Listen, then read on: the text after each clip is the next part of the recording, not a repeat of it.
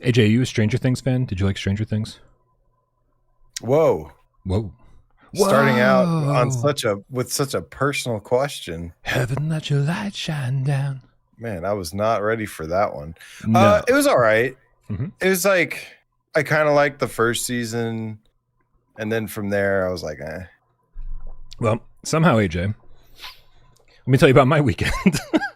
somehow I've gone down like a Duffer Brothers rabbit hole, and it's totally unrelated. I ended up watching the movie Hidden from about 10 years ago, which was a Duffer Brothers movie. And then I watched, I'd been talking about The Burrows recently, right? Which is another one of their TV series that is on Netflix. And then, unbeknownst to me, it's another Duffer Brothers series called, I think it's called Something Bad's About to Happen or Something Bad's Going to Happen. I forget exactly what the words are. But man, it's all really good. It's like Stranger Things is like somehow the worst Duffer Brothers creation ever. and I gotta be honest, I've never been a fan of it. I always thought it was like really derivative. So yeah, I'm really glad that all the other stuff I'm watching by them is really good. Yeah, that's cool. Well, we got what's his name out of it? The guy that plays like the sheriff dude. I forget that actor's name.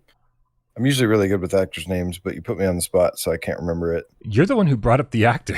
I didn't even mention him. You put yourself on the spot. Like you went down a direction I did not steer you down. He was in the Gran Turismo movie. He's a good actor, so I'm glad it shed some light on him. I think some good things came out of it. Wonderful. Yeah, it's Gran Turismo, it's all right. Another movie that I can absolutely have input on. No, definitely not. You haven't seen it yet? It probably will never. Really? It's actually way better than I thought it was going to be. I remember when it came out or when it was like unveiled and we were like, it was what was it? It was the CES thing. And we were like trashing it so hard. Like, what the hell? And it actually ended up being a pretty decent movie, which is surprising. But it doesn't matter because I think everybody had the same thought because nobody went and saw it. It didn't like completely bomb, but it didn't do well either. Gotcha. But I recommend it, Brian. If you like video games, if you like inspirational stories, no. If you like barking up the wrong tree, if you like DJ Tiesto, who, who? That guy's in that movie. By the way, Am I an owl? He plays the father. Who? Okay, good. We just let's start the show. Then we can talk more about movies if we want to. Do this. Let's go.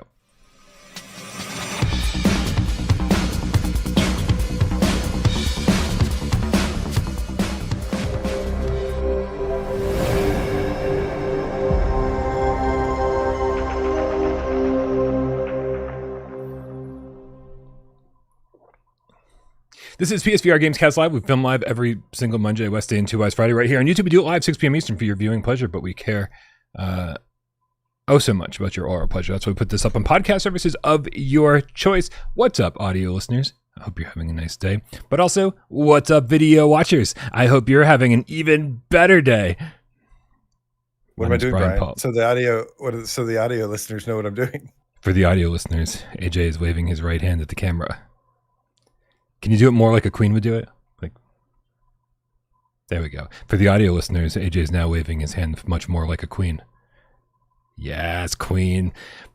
My name is Brian Pop, channel right here without Parole, and this guy over here to my left, your right, is AJ from The Underground, PSVR. Underground! Hey, AJ. What's up, Brian? How you doing, man? Hey. Okay. What's up, Game Cats? Hey, how you doing, guys? So good to see you. I missed you guys. Man, yeah. This time is kind of like notorious for things kind of slowing down. With VR news, we had some good news last week. Sadly, maybe I didn't get to be a part of the excitement, but it was nice to see some new stuff announced. There's still some stuff to look forward to, but jack shit that you haven't covered yet. So today we're going to talk about whatever. I've been trying to get new hobbies, Brian, and I just picked up the greatest new hobby ever. Oh, tell me about it. Smoking. I bought a grill and I put it together this weekend. Oh, I'm disappointed. I thought you were just gonna get hooked on nicotine. No. I bought a grill, assembled it this weekend. You know, it's funny, this The Boys game came out, the VR game, trigger warning. For the first time ever, I think I'm actually dedicating myself to like watching a bunch of the show or something before I actually play the game. Now, I know it didn't score very well. I know it got a very low review, actually. I think it gave it like, what, a 4 out of 10? I did. I might have been a little low on the scale. Most people probably thought it was a little bit better than me, I think. But I started watching it. I'm like on season 2. I'm like almost halfway through season 2. So I'm just going to commit to it. I'm going to not play it until I get to, you're supposed to get up to at least season 3, finish season 3 for the best experience with the game. So I honestly can't imagine what difference it would make. Really? That's actually where I stopped. I had finished season 3, and then I went back and tried to watch season 4 after finishing the show, and was like, wait a minute, I've forgotten more than I remember. Who are some of these characters? And so I got to go back and watch more to refresh my memory.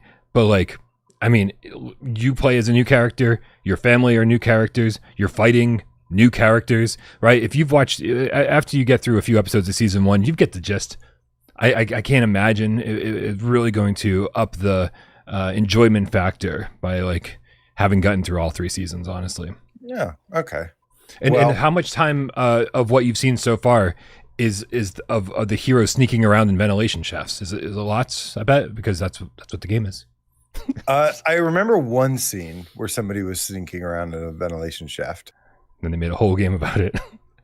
They made a whole game. That was enough. But yeah, other than that, I've been, of course, playing Gran Turismo.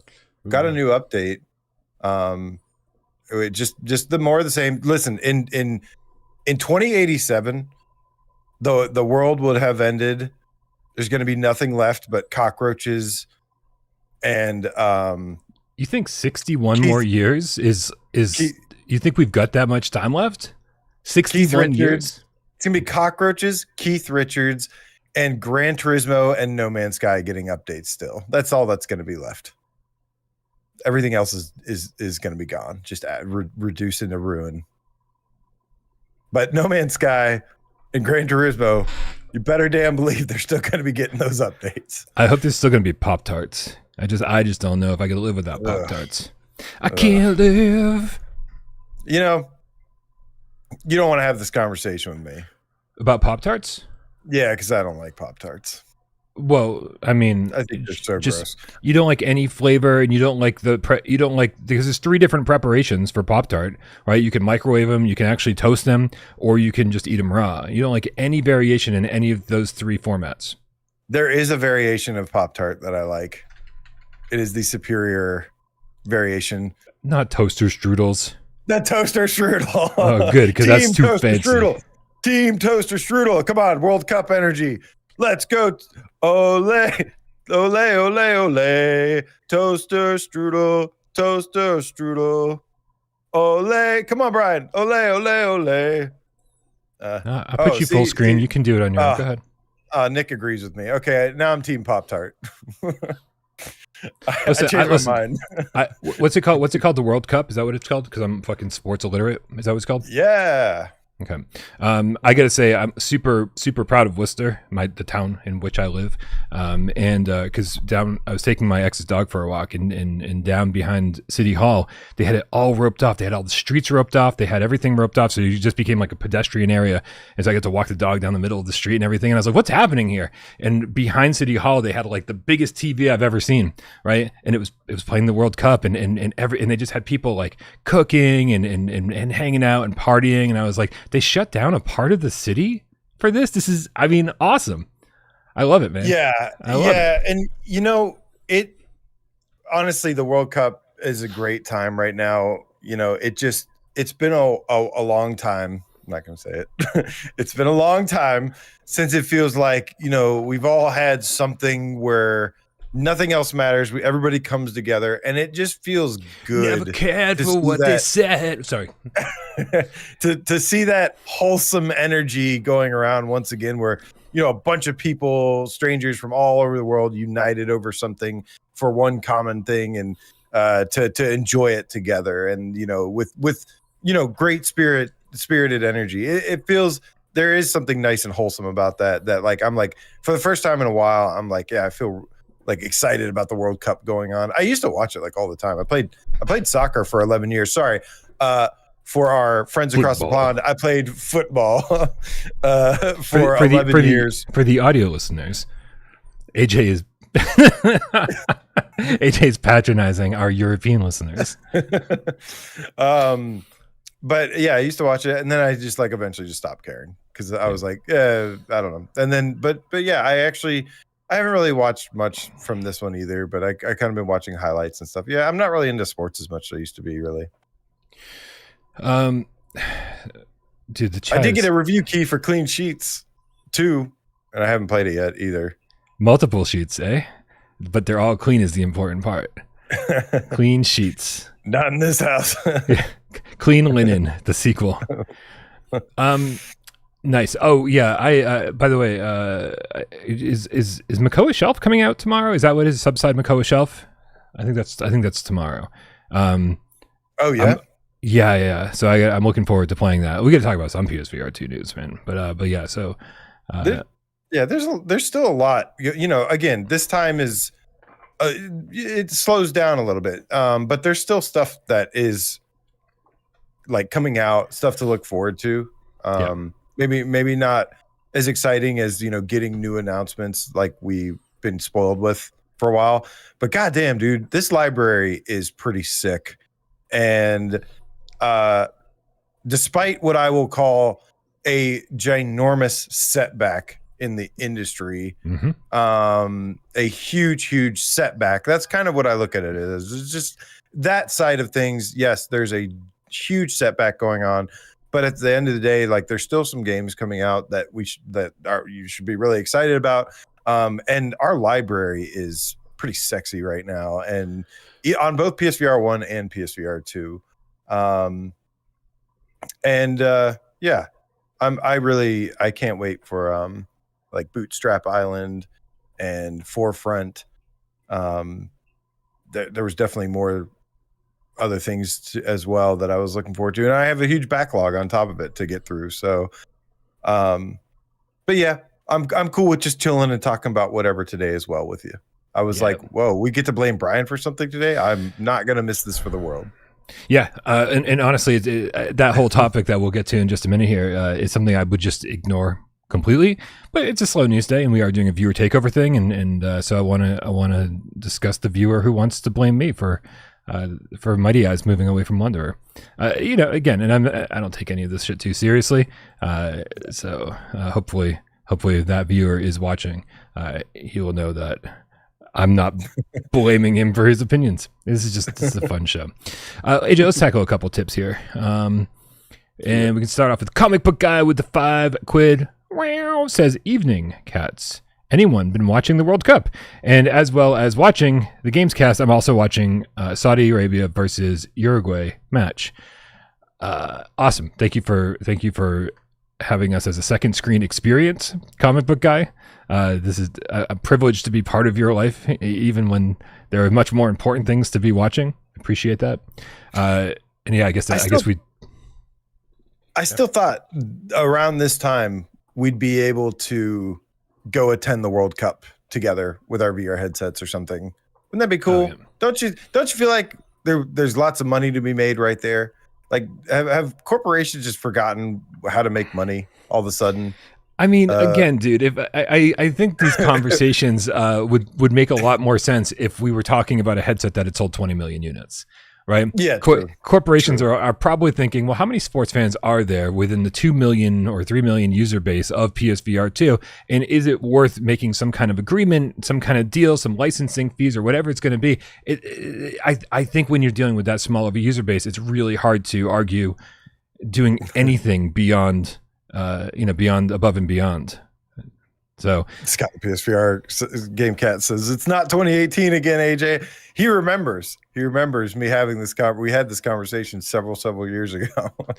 I thought we'd be there where be watching the World Cup from the stands in your VR headset because you can't go there, or it's really expensive, or it's really difficult. You pay your fee and do it. It seems so easy, man. It seems like easy money. Maybe it's just too easy. Maybe that's the problem. Yeah. Thanks for all the corrections in the chat. I saw Tatum and Patty Cakes, everybody telling me Subside is actually Thursday. My bad. Well, that's perfect. That is perfect, because that means the first GamesCast after that will be me and Miles. And Miles and I love Subside probably more than most people. And even I was actually just talking to, who the hell was I telling this about recently? When we first got our Subside keys for the base game, however long ago that was, last year, Miles and I were doing a GamesCast, and after the GamesCast, we said we both jumped into Subside and played it as if it was a multiplayer game. Right? We both jumped in at the same time. We both went to the same level. We experienced it for the first time together. And man, like we were both very, very much blown away in the sense that like we're just like, holy crap, look how amazing this looks. Oh, what are you doing? Are you finding? Oh, look at all these coins. Like, I mean, it was just it was great to have somebody to share your excitement with when you were first experiencing something very cool in VR. No, was that not me? No, you and I don't share excitement over things. What? Yes, we do. Song in the smoke. That's not the foundation of our relationship, AJ. I make fun of you, you make fun of me, and then we don't talk for a week, and then every Monday at 6 p.m. we do it all over again.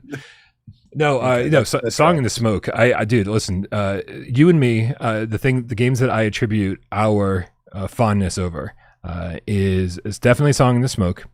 Because I feel like we would both play a level or two and then call each other, and Separation. Oh yeah. Right? Yeah. Separation. We were like in touch with each other all day and just being like, what did you discover? Did you figure out how to solve this thing? I mean, it's always fun when you have somebody to share those moments with. It is. So good stuff. I remember us thinking about how we were like, dude, like Song in the Smoke. You're like, yeah, I'm like through the third area. Game's probably going to end. And like 10 hours later, we're just like, it's going to end. Right. And it's like, holy shit, this is a full game, man. Like this game is huge.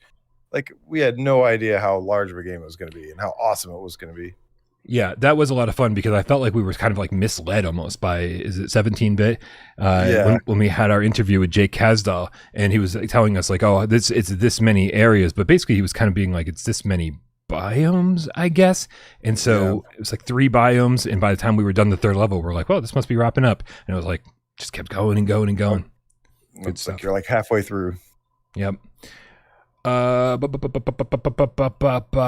got Gothic Arcane with the 249 euros. Says, do we just ask away in the chat or use Discord? So Gothic Arcane is referring to the fact that this is a viewer takeover episode.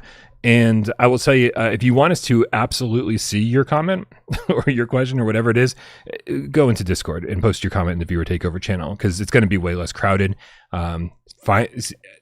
Actually seeing your comment amongst all the other people in the chat is going to be way harder. So don't forget you can tip. Then we'll definitely see your comment. We'll definitely read that, right? But I always try to... Or put a hashtag viewer takeover if you're like serious too. Oh, that's a good one. That's a good one. So AJ, like a pro, some would say, Brian, like a pro. Like a pro. Zach. I'm not referring to the drug. I'm referring to pro Zach. Oh, yeah, that's right. The GameCat. Yeah, I didn't know which one I was referring to. I was just like, that's all I got. Grandpa's Barbecue GameCat with the Australian 5 says, yes, AJ, welcome to the world of smoking and barbecue. You'll become the Franklins of wherever you are, AJ. Learn it all. Reverse sear, open fire, etc. Oh my God, I've never been so bored reading a tip in my life. Thank you for supporting the channel, Grandpa. You just don't like food as much as we do. We love food. I could make smoked pizza, Brian. Actually, no, my plan is to do brisket. I want to do brisket. Yeah. Probably do a turkey for Thanksgiving. And then somebody told me today they gave me a recipe for smoked mac and cheese. Tell me that doesn't sound good, Brian. Smoked mac and cheese. And then I could put it on a pizza and then feed it to you and you'd appreciate it. So I think I probably love food as much as the average person, right? Because I do. I love food, and I'm probably a little bit too much sometimes. But I don't get into the preparation of food, which is why this kind of stuff bores me, because I'm like, you're talking about like techniques and stuff that you say, I don't care how you made it. Just get it to me so I can fucking shove it down my throat. Yeah. Once I got better at cooking, I definitely appreciate that kind of stuff more. It makes a big difference. Yeah.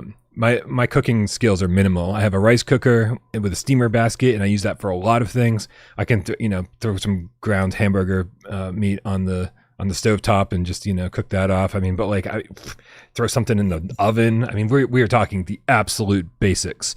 If it was up to me, I would just eat cereal every day, which it is up to me. Let's be fair.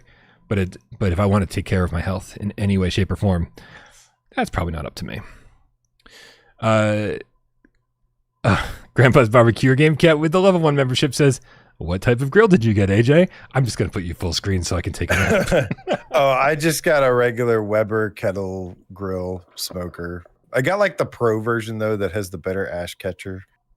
I want to refine my skills first before I like really go big with it. I was looking at like some pellet smokers and some other things, but there's like a lot of pellet electric smokers, and I was like, let me just do a real, not saying that that's not real, but let me just do like a legit regular smoker, and I'm going to start there. Oh, sorry, you're done? Yep. All right, oh man, I'm getting hungry. If we keep talking about grills, you're just gonna have to be like, that was the end of it, Bride. Come back. We need to open a grill channel in the Discord. Just talk about grill. Go leave a comment with any tips you have, any advice, any tips, and share your food with me, dude. There's lots of cats that share their food in the. Who is it? I don't think it's Grandpa Barbecue. No, you're thinking of Primal Sage, who shares like every picture of everything he prepares. Yeah. And I love it. I don't know how others feel about it, but I'm like, it looks so good. Decadent. The pizzas and the barbecue. I'm just like, I love it, man. Yep. He goes big on everything. Everything he makes, super decadent. We need a food channel. Don't we have one? I mean, like we have a channel for like literally everything else on the face of the planet. Be surprised if we don't. But if not, we need one. And if we don't get one, then just post it in general or ask AJ because I'll appreciate it. Tom, the 12-toed Game Cat with the level 2 membership says, missed who gifted me the membership last stream, so want to use this just to say thanks. Happy immersive VR gaming to all. Tom, I can tell you without question, I'm guessing without question, it's got to be GameCato. I think GameCato came in and like did a 10 gifted. So you can shout him. So yeah, thanks. Thank you, Struth Cobber is back. Been talking to him a little bit. Yeah, he's got his PC. He's dabbling in PC VR. Yeah. It's good stuff. Which is what most of the cats want me to do as well. I saw that. There was something about I saw in the comments. I missed, I don't know if this was Friday's show or Wednesday's show. I usually watch all of them. I guess I've been a little busy, but I caught parts of them at least.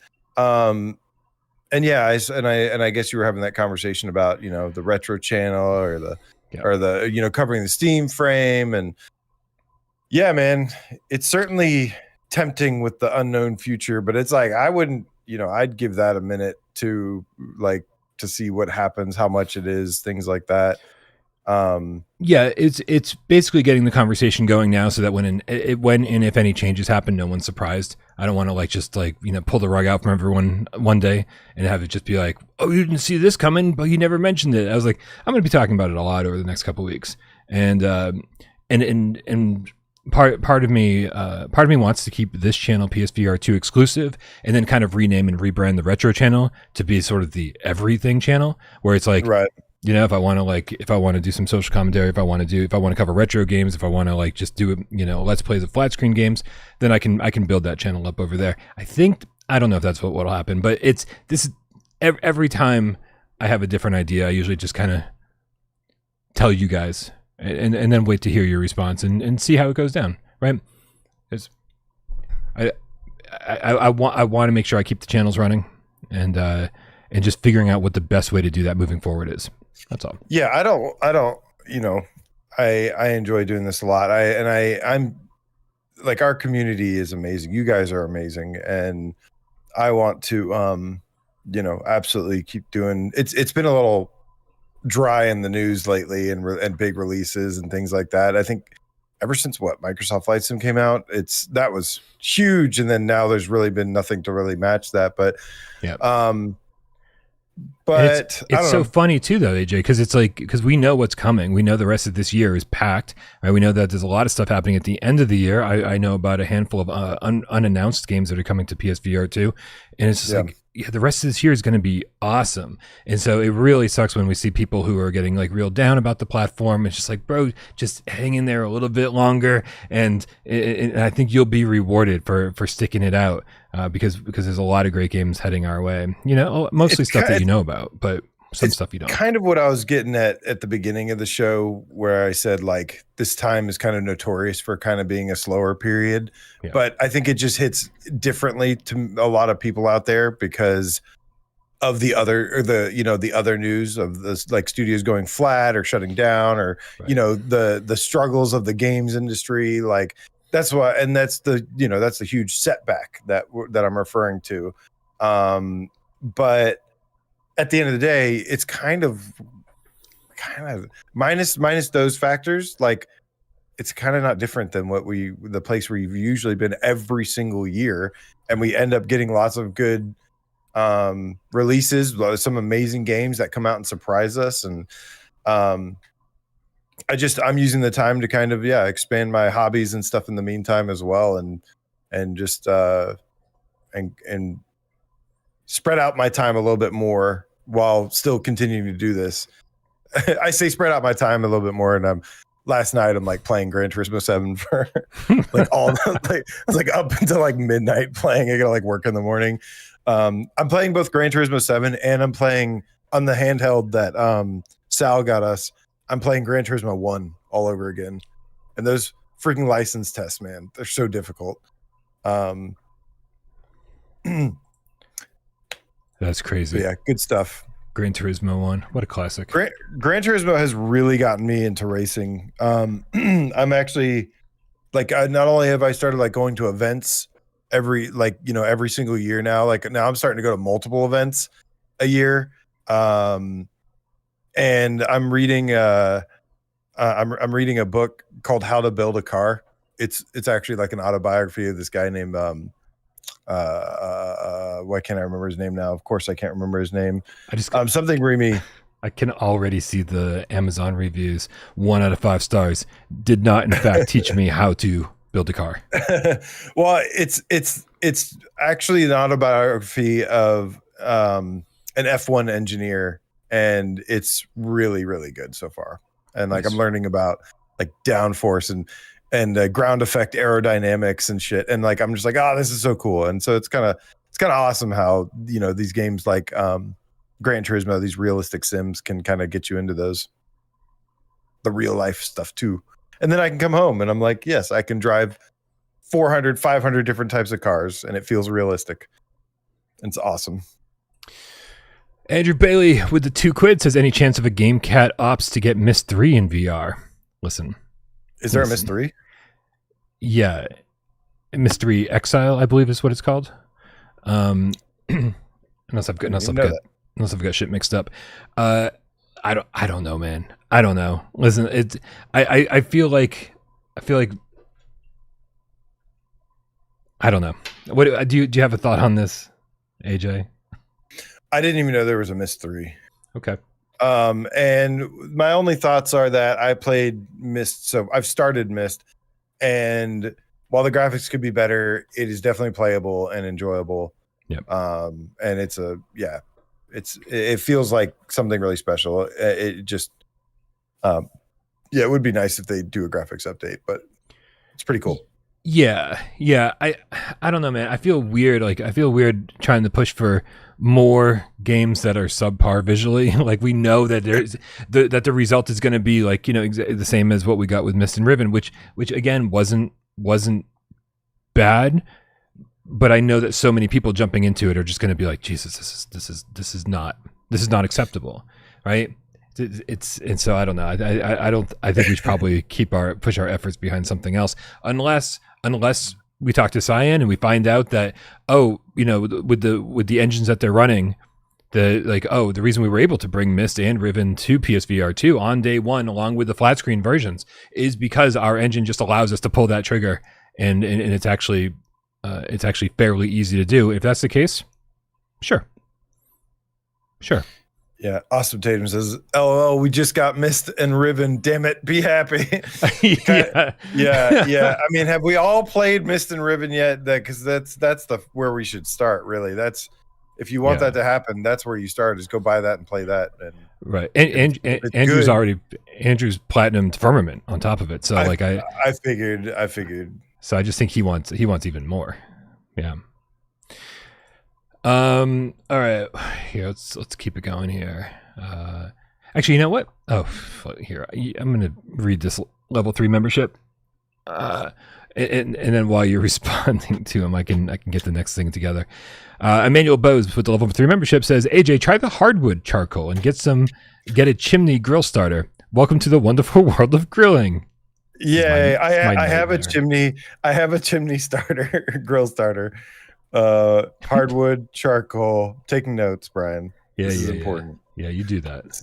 There was a bunch of other things they mentioned too. Second sear. I think they said second sear. I'm learning so much, guys. I love this community so much, Brian. I know you're like I know this is like your nightmare, but oh my gosh, I'm eating this up right now. Everything's wonderful, AJ. Everything's wonderful. Or I will be very soon. Ha ha ha ha ha ha. Here, while we're doing this, I want to bring this up. I just want to kind of say thank you to everybody who really believes in the GameCatOps mission. I'm going to bring this up real quick here. Here, let's get Jesus Christ. I do not mean this to be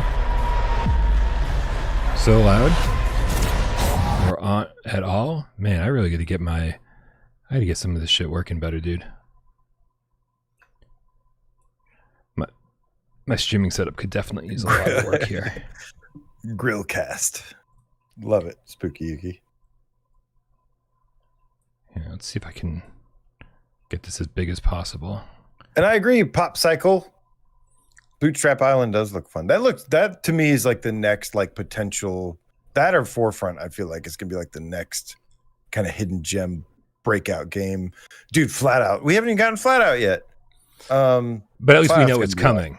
Right, at least we know it's coming. That's a good thing. Is I can just kind of put that on the back burner. Know that there's stuff to be excited about coming up, and know that we don't have to, make any more waves about it. That it's on its way. This is one of those. This GameCatOps, man. We only started this on Friday, I think. This trailer is only 3 days old. Do you have the link to this, AJ? Here, real quick, let me pass the link to you so you can see the same comments I'm seeing. Here you go. Oh yeah. And dude, this went crazy. This was great. Some people had already been on board with it before we said anything. I saw a lot of Game Cats in there who managed to get some comments in before we even talked about it on GamesCast. But Rustmourne debuted technically during the Upload VR showcase, but they'd been kind of showing their work for the last 3 years if you've been following them on YouTube. But it sort of got re-revealed here. And dude, when we brought this up on GamesCast on Friday night, before shit hit the fan with my internet connection, everybody jumped on board and left a comment here. I mean, look at this. Look at this. So the first comment that pops up is mine. I don't know if that's how it shows for everybody, but you guys have 60 upvotes. Nice. Yeah, I just gave it 61. Nice. 8 more cats. Can we get eight more likes? Come on, let's do this. But the response that they're giving everybody is somewhat the same. They're saying, thank you. Hopefully this game is financially successful enough to allow us to work on ports. Sadly, we're a small team and we lack the budget to work on more than one platform at a time. And in as much as I might reach out to these guys behind the scenes privately and just email them and tell them about studios like VR Monkey, like Flatout VR, like whoever else, right? Like Nosebleed, Pingle, all these studios who do great work porting games over to PSVR2. So because it can feel a little overwhelming for a studio of this size to be like, oh, please bring it to PSVR2, please bring it to Quest, please bring it to this, please bring it to that. They're like, bro, we're like 4 people and we are working around the clock just to get it out on Steam, right? And so I don't want to overwhelm them, and I don't want it to be a big deal. But I do want them to have that information so that if they do decide to do it and they don't think they have the resources, that it could still happen. But I mean, look at these comments, man. Bloody Robot Horror looks like a must play. Bring it to PSVR2. Kisnell, who's very active in our Discord. Hope it does well on PC so we can get it on PSVR2. Stay Warm, what's up? Says a game that needs to come to PSVR2. Stay Warm, the Game Cat. Let's go. Right? I know. I love seeing how many Game Cat names there are here. It's amazing. Yeah. And if you scroll and scroll, there's 420. There's 420 comments. Bro, 95% of these comments are people asking for a PSVR2 port.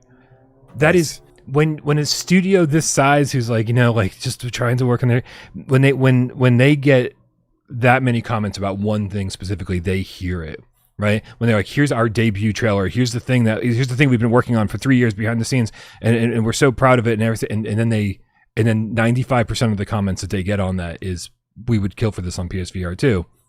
They're gonna hear that. And I guarantee you that they will do everything in their power to bring it over now that they've heard the message from the cats. Yeah, man. Also, if anybody hasn't left a comment and they want to, here's the link to that video. And so the game looks fantastic. I actually watched it. I remembered last second right before the show. I was like, I need to check out this trailer. I saw some of the other trailers, and I heard a lot of chatter about this one. And I looked at it, and yeah, it's looking pretty good. It looks definitely some Persistence vibes, Dead Space vibes, and Dead Space, System Shock. Definitely our kind of jam. I don't know, these games, this genre does not particularly do extremely well, but I feel like you have a good shot on console if you get enough word of mouth behind it. Dude, I was saying 95% of the comments. It seems like all of the comments. Yeah, like it is crazy. It is crazy. It'd be like that sometimes. It sure be. Dude, and actually, the first viewer takeover comment we had in the viewer takeover channel on our Discord, we should probably jump into that because it's about this game, sort of. It comes to us from Jeremy Miller, the NES rookie, saying, with the rise of popularity of games like EXD, Bramblefort, and Rustmourne, are we seeing the death of games that need to be downgraded or highly stripped back for Quest 3? If so, that's definitely one positive of meta pulling out of the industry so devs don't feel like they need to appeal to Quest users. Especially since 9 times out of 10, those bigger experiences don't sell well on Quest like Arcanage and Wanderer. I'm all here for the rise of PC VR, since with DFR it should be so much easier for games to be ported to PSVR2 as opposed to Quest. It is an interesting thought there. Thank you for the question. And it is a very good question, and it's an interesting perspective to have, because if you recall, Brian, this is kind of how things were in the beginning, was that everything would come to PC. But what was the holdback that we had? It was, or the hold up, I should say, is that they would say the PS4 wasn't strong enough, or that the controllers didn't have joysticks. Mm-hmm. We are kind of resetting back to where the way things were. However, we have better hardware now. We have more capable hardware with some additional features, even with haptics, adapt triggers, eye track foveated rendering. So yeah, this is a much better position to be in this time, being in the same kind of situation where stuff would be developed with PC in mind first. And I think we have a strong enough community to actually compete as well a little bit more this time with native VR games on PC side.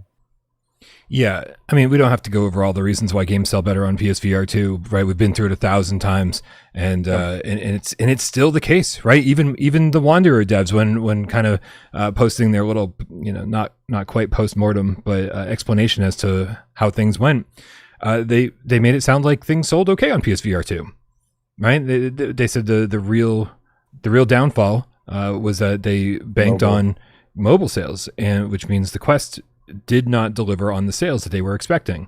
So it's just, again, it's not the case every single time. It's never going to be the case every single time, no matter what we're talking about. But for games that sell better on PSVR 2, it is the majority of the time. And Wanderer Fragments of Fate is the newest example of that. So Spooky Yuki says, in 4 years we're going to see the fruit of the current reset. I sure hope so, and I think that's a realistic outlook. It could be hopefully sooner, but if not, I could see that being a pretty realistic timeline as well. Is it West that named it the Great Reset? Is that who this came from? The Great Reset. Yeah, I don't know. And I think it was, and I think it's appropriate because I honestly think that Flatout VR is going to be one of a handful of studios that can get us through the rough times, right? And maybe again show developers who are getting into the VR space or who are struggling in the VR space the way forward, saying, look, this is what's working, and it might be the only thing that works for a certain studio. Well, at the end of the day, there's a lot of there's a lot of this driven by money, and we got to get back to making money and growing, the VR scene how it was, before everything has changed. So, we out here. Is Bloody Robot Horror? Is that? Say, hey, it's me.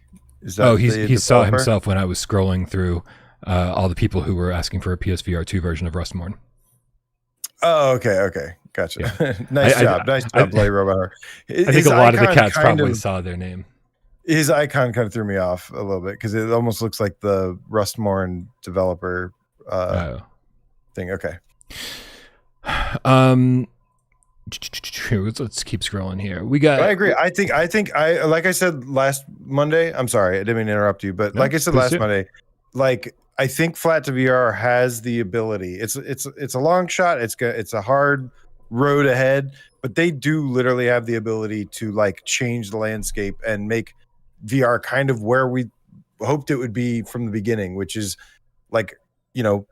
flat games converted to VR. That's what, at the end of the day, that's what everybody wants. That's what whatever purist out there denied for the longest time and said it. It's no, clearly gaming has been the thing that keeps people coming back to technology. There's a higher level of engagement with the gaming side of the tech. That is the highest level of engagement, I think, when it comes to this kind of technology. In porn usually dominates, and then it's gaming below that.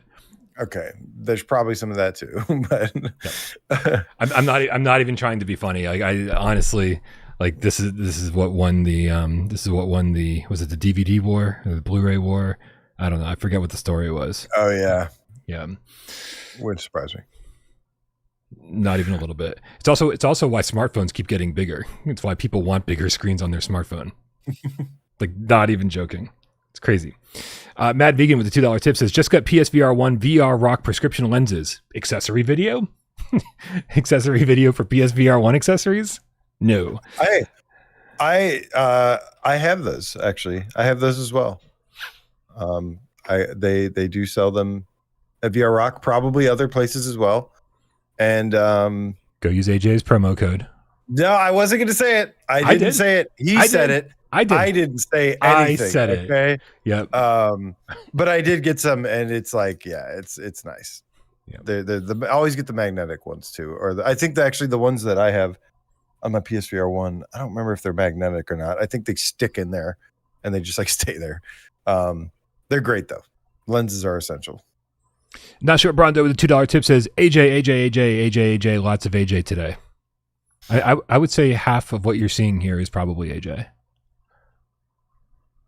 Oh, I didn't show you guys AIJ. I should have posted that in the Discord. Post in the Discord. I found the real AIJ. You want me to post it in Discord? I guess, yeah. I mean, we're not doing anything else. Okay. We're certainly not doing a show or anything, trying to, keep things I went to Six Flags recently, and oh yeah, how was your weekend before last? Yeah, it was great. I went to Six Flags, rode some roller coasters, and a friend took a picture of after the ride. You know how they take the pictures or whatever. Yeah, the ones on the rides. Drop. Yeah. And everyone's like, yeah. So he took the picture. He said, "I'll get this, and I will." He said, "I'll take this, and I'll remove." They do that, but they make you like pay for it or use their app or something, because the ones on the preview screen, they have like the watermark in front of it. So he's like, "I'll remove these for you. I'll get these and remove it." I was like, "Sweet, okay." And he sends me the picture, and he used, I guess he used an AI filter to remove the watermark, and thus the real AIJ was born. And I have proof, and it's in the Discord now. And you can go see the real AIJ in Discord. All right, that's a Discord promo right there. So I do not see it right now, but I've got other things going on. Don't put it here. Nope. Don't put it there. Nope. Go to the Discord. Join our Discord. You should be there. It's about the best promotion for the Discord I've ever seen. I mean, outside of being able to play with the cats every single Saturday and Sunday, but whatever.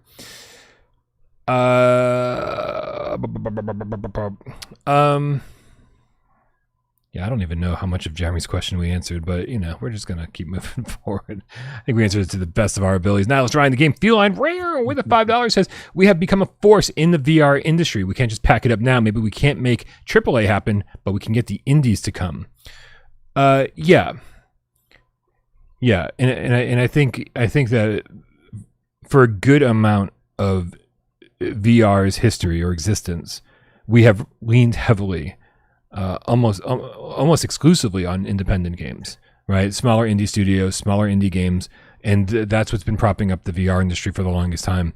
And I think during this great reset, that's what's going to carry us through.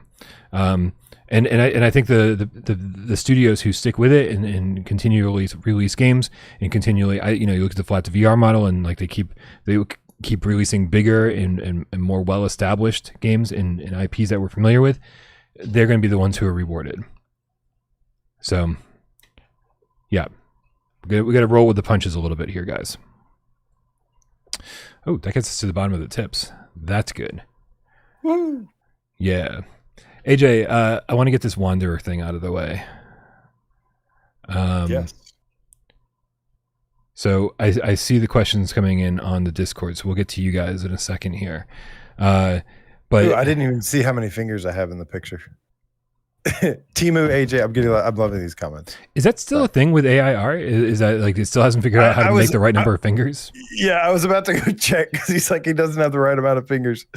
Let's see, 1, 2, 3, 4, 5. I think. Oh. 1, 2. Yeah, there's definitely something weird with the fingers there. I don't know what's going on with it. There's something weird that I like discount AJ, Timu AJ. Looks much like Nihilist Ryan. That's because he's my metal feline, bro. That's why. I did shave my beard. I don't know why I did that.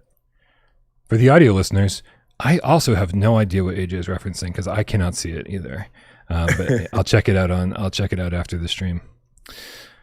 Let's get this Wanderer thing out of the way, AIJ. Okay, let's do this. Yeah, let's do it. We got so on Friday's episode. Was it Friday's episode? Probably. I was saying how bad I felt about what's happening to Mighty Eyes, right? Clearly, because it was certainly a situation that like they're making one of the best games ever made, and then just never saw it through to completion and never saw the final roadmap being achieved. And so, and simultaneously, and made it hard for me to recommend the game at any point, right? Saying, well, listen, when Mighty Eyes gets the game finished, to you know, because they had promised, here's the roadmap, here's what we want to do, complete roadmap, combat overhaul, a bunch of bug fixes, all this stuff. I was like, yeah, obviously we want to recommend this game when it's in its completed state. We want to recommend this game when it's suitable to buy. Most people do not have an infinite amount of disposable income, and so they have to pick and choose, and they have to decide which games they're going to buy. And if a game is not quite ready to be played, if there's still game-breaking bugs, then it's really hard to recommend the game to people. And so so I kind of said, I feel responsible in a way, right? But only because I was doing my job. I felt responsible in the same way that, like, because of how honest I have to be, because all I have in this world is my reputation, my honesty. And the second I start recommending a game that's crap to people, or has major issues, or don't report on that stuff, well, it's like, it's going to come back at me, right? And you guys are going to be like, well, damn, dude, this game is nowhere near the condition that you said it was in. So that brings us to one of the comments on, I believe this is Friday's video, Friday's GameScast. It comes to us from Necomore 1888. And again, I'm not doing this to be like, how dare you even suggest this? I just think it's an interesting talking point, interesting conversation to have. He said, sadly, it's about time influencers such as yourself take responsibility for studio closures and damage you cause with the do not buy, punish them mantras for VR games.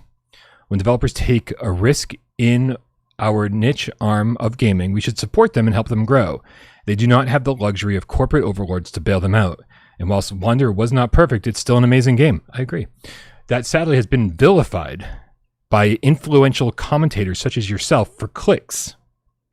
When in flat screen equivalent buggy games such as Crimson Desert and First Light are still applauded. Maybe it's time we stop expecting perfection at a bargain price and enjoy our medium. It's relatively cheap games. They're relatively cheap games, and support these developers and support us for very little profit. Brian, can I just say one thing? Talk to me. I think it'd be an interesting comment if not every single thing it said was wrong. I mean, it does describe some content creators. Okay, right? Maybe, but I don't know. Because I'm pretty sure we tried our hardest to be understanding and supportive, because we wanted this game to succeed.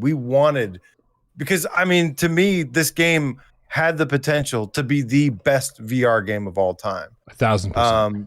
We 100, like it should have been. It should have been the best VR game ever made. It should have clowned Half-Life Alyx from that title. Beat Saber is the most popular. This should have been the game that like it and it came really close. It's like you said, it fell short, but it also like came really, really close.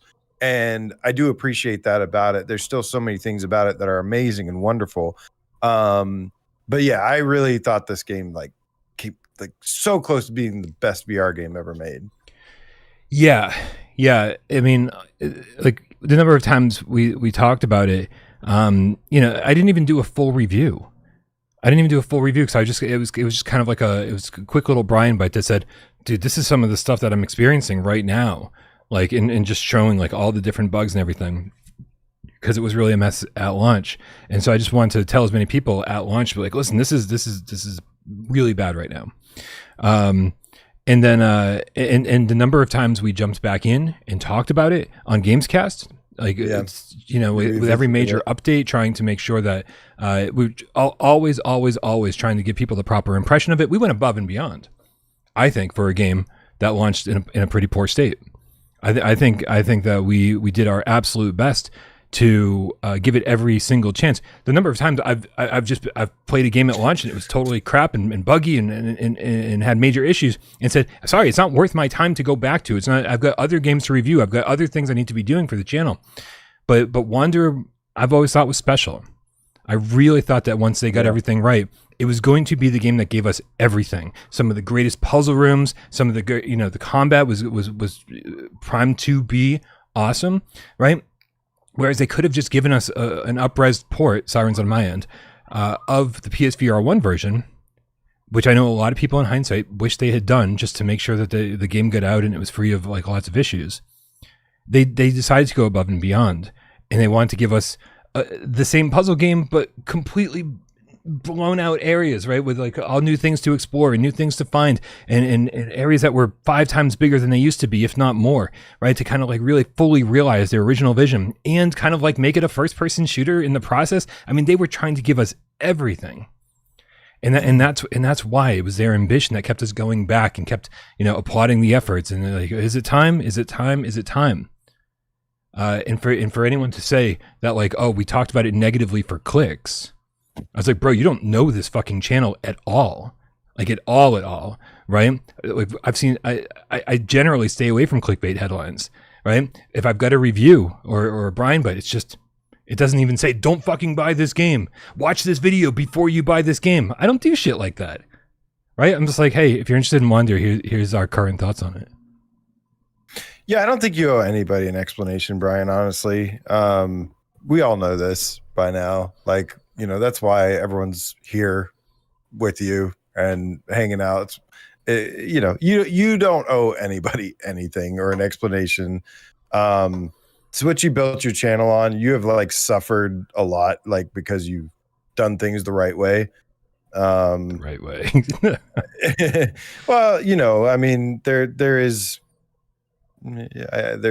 some validity to that, but I definitely there are definitely things that I probably should have done over the last 10 years that I haven't done. Are there things you could have done better? Yes, of course, but 1,000%. But you've always stuck to your guns of having your integrity and not letting that be compromised and not falling for the low hanging fruit, and that's what we appreciate about you, man. But it is a shame about you, and it's always 2020 about this one's kind of tricky though, because we are left with a pretty ambitious game. Like, I do appreciate, I think at the end of the day, maybe the combat that they pushed them a little bit over what they were capable of. I think the puzzle adventure stuff was they executed pretty well. The puzzle platforming stuff, they executed really, really well. And I think at the end of the day, the combat is kind of what's combat bugs, things like that.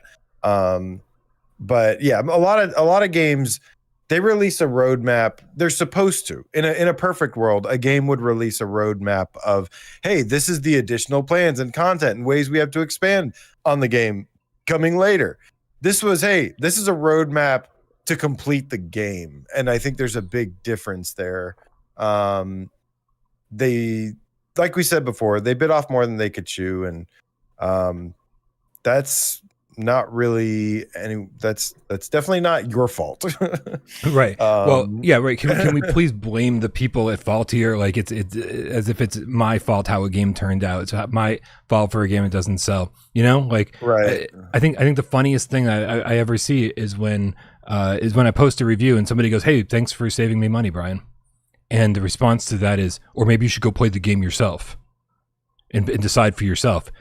It's like, bro, yes, right? Yes, in a perfect world, everyone could play every game. Everyone wouldn't have any kind of responsibility or restriction on how much money they could spend. They could play everything that they wanted to play, but we don't live in that world, right? So some people do rely on me, but it's like there's a difference between saying this game is trash, don't buy it, and saying this game, when it's fixed, is going to be one of, if not the best VR game ever made, which is what I was doing. Yeah. Anyway. Yeah. Shen Miazo in the chat says, what's stopping them from still licensing the VRAF engine, though? Hopefully it still could be, if I can even give it away. The problem is like, I think, and I don't have anything to back this up with. I haven't talked to Sam about this, and so this is just me speculating. It's something that I said before, that I think the VRAF engine, yes, they were selling us Wanderer, but what it felt like they were really doing was showing the world a proof of concept for VRAF and selling and using Wanderer to sell the VRAF overlay for Unreal to they were using Wanderer to say, look how great it is. And I think you'd have a hard time licensing or selling the VRAF engine to anybody when people go, oh, this is the thing that tanked Wanderer. This is the thing that was buggy, and this is the thing that caused a lot of problems.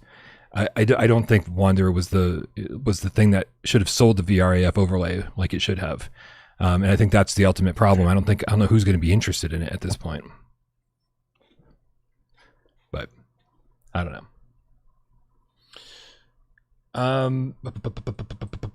Anyway, enough with that. I just want to say, as much as it seemed like I got heated with that response, I always appreciate hearing these viewpoints, right? Because sometimes I think people shouldn't be able to comment. I think they need to take some kind of test before they're allowed to comment on the internet. I don't like it, Brian, that everybody has access to just say whatever they want on the online.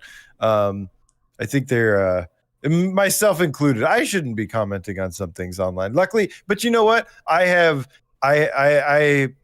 said some really stupid shit. I was gonna be like, I at least have the know when to not say anything, and it's like, well, it is kind of difficult when you're on a show on the broadcast every single week, but it's kind of hard not to say stupid shit. But if I didn't have to do this, or want to do this, then I'd probably be a little bit more reserved about judgment. Dude, I do this show 3 times a week. That's 6 hours of unedited Brian Paul ramblings every single week for how many weeks have I done this? 52 weeks a year for a decade. That's way too much, Brian Paul. That's way too many unfiltered opinions. We all say dumb shit all the time. It happens. Yep. But the thing is, when you start looking at somebody and saying they said this one thing wrong, over the last 5 years, that's judging somebody based on one comment, one thing that they've said, instead of basing your opinion of them over a lifetime or years of what you know about them. Right? It's trying to like. Right. I don't know, man. I don't know. No. Here's the thing. Here's the true, the most accurate, the closest thing they came to making any sense was actually a response to one of the people that responded to them, and they were talking about, like, not necessarily you in general. They were trying to single out, like, you weren't single-handedly the problem, right. But they were saying that that influencers in general, or which is not really what I'd call you either. You're a reviewer, or an editor, but I do agree with the sentiment that influencers can have that kind of effect, or content creators can have that kind of effect, because a lot of people rely on them, because a lot of people don't really necessarily like mainstream media and the way that goes, because obviously there's a lot of red tape involved with their processes that is pretty sus. And just it just something doesn't feel as authentic as your friend that you trust their opinion, and that's more of the kind of thing that a person you get to know more, versus a faceless article that gets, and you don't know the intention or the motivation behind it. So there is but I think it has, again, if there's any truth to this, then why didn't people buy Song in the Smoke? Because I'm pretty sure we've sat here for 5 goddamn years telling you to buy Song in the Smoke, and that also failed way more than Wanderer. So it's not about that. People are going to buy whatever they're going to buy, depending on how it's marketed, how it appealed to them, the word of mouth, all of the things together. And I think they did actually have a pretty strong launch, but because of the word of mouth spreading about the state of the game, that immediately cut off the tail right there. And going back to Jeremy Miller's point, it's like, you know, things just don't sell as well on Quest, and so you spend a lot of time and a lot of money porting, and you just don't get the sales over there. So I mean, there's a lot of factors at play here. There's a lot of people to blame when it comes to what happened here. But you know, yeah, I don't know, man. Look at the sales of Grand Rush VR. Right. Pretty sure you did a review on that. Pretty sure you've done reviews on all these. What was Sin Studios' like highest selling game before Swordsman? Oh, Warzone. Pretty sure you had a review on that. That was like a 1 out of 10. Yeah. So yeah, get your facts straight. Yeah.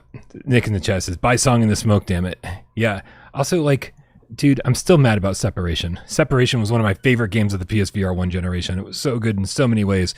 And then, like, Recluse Industries didn't even sell enough copies to basically pay Sony back for the money that they had provided, right? And so he literally made nothing off of making that game.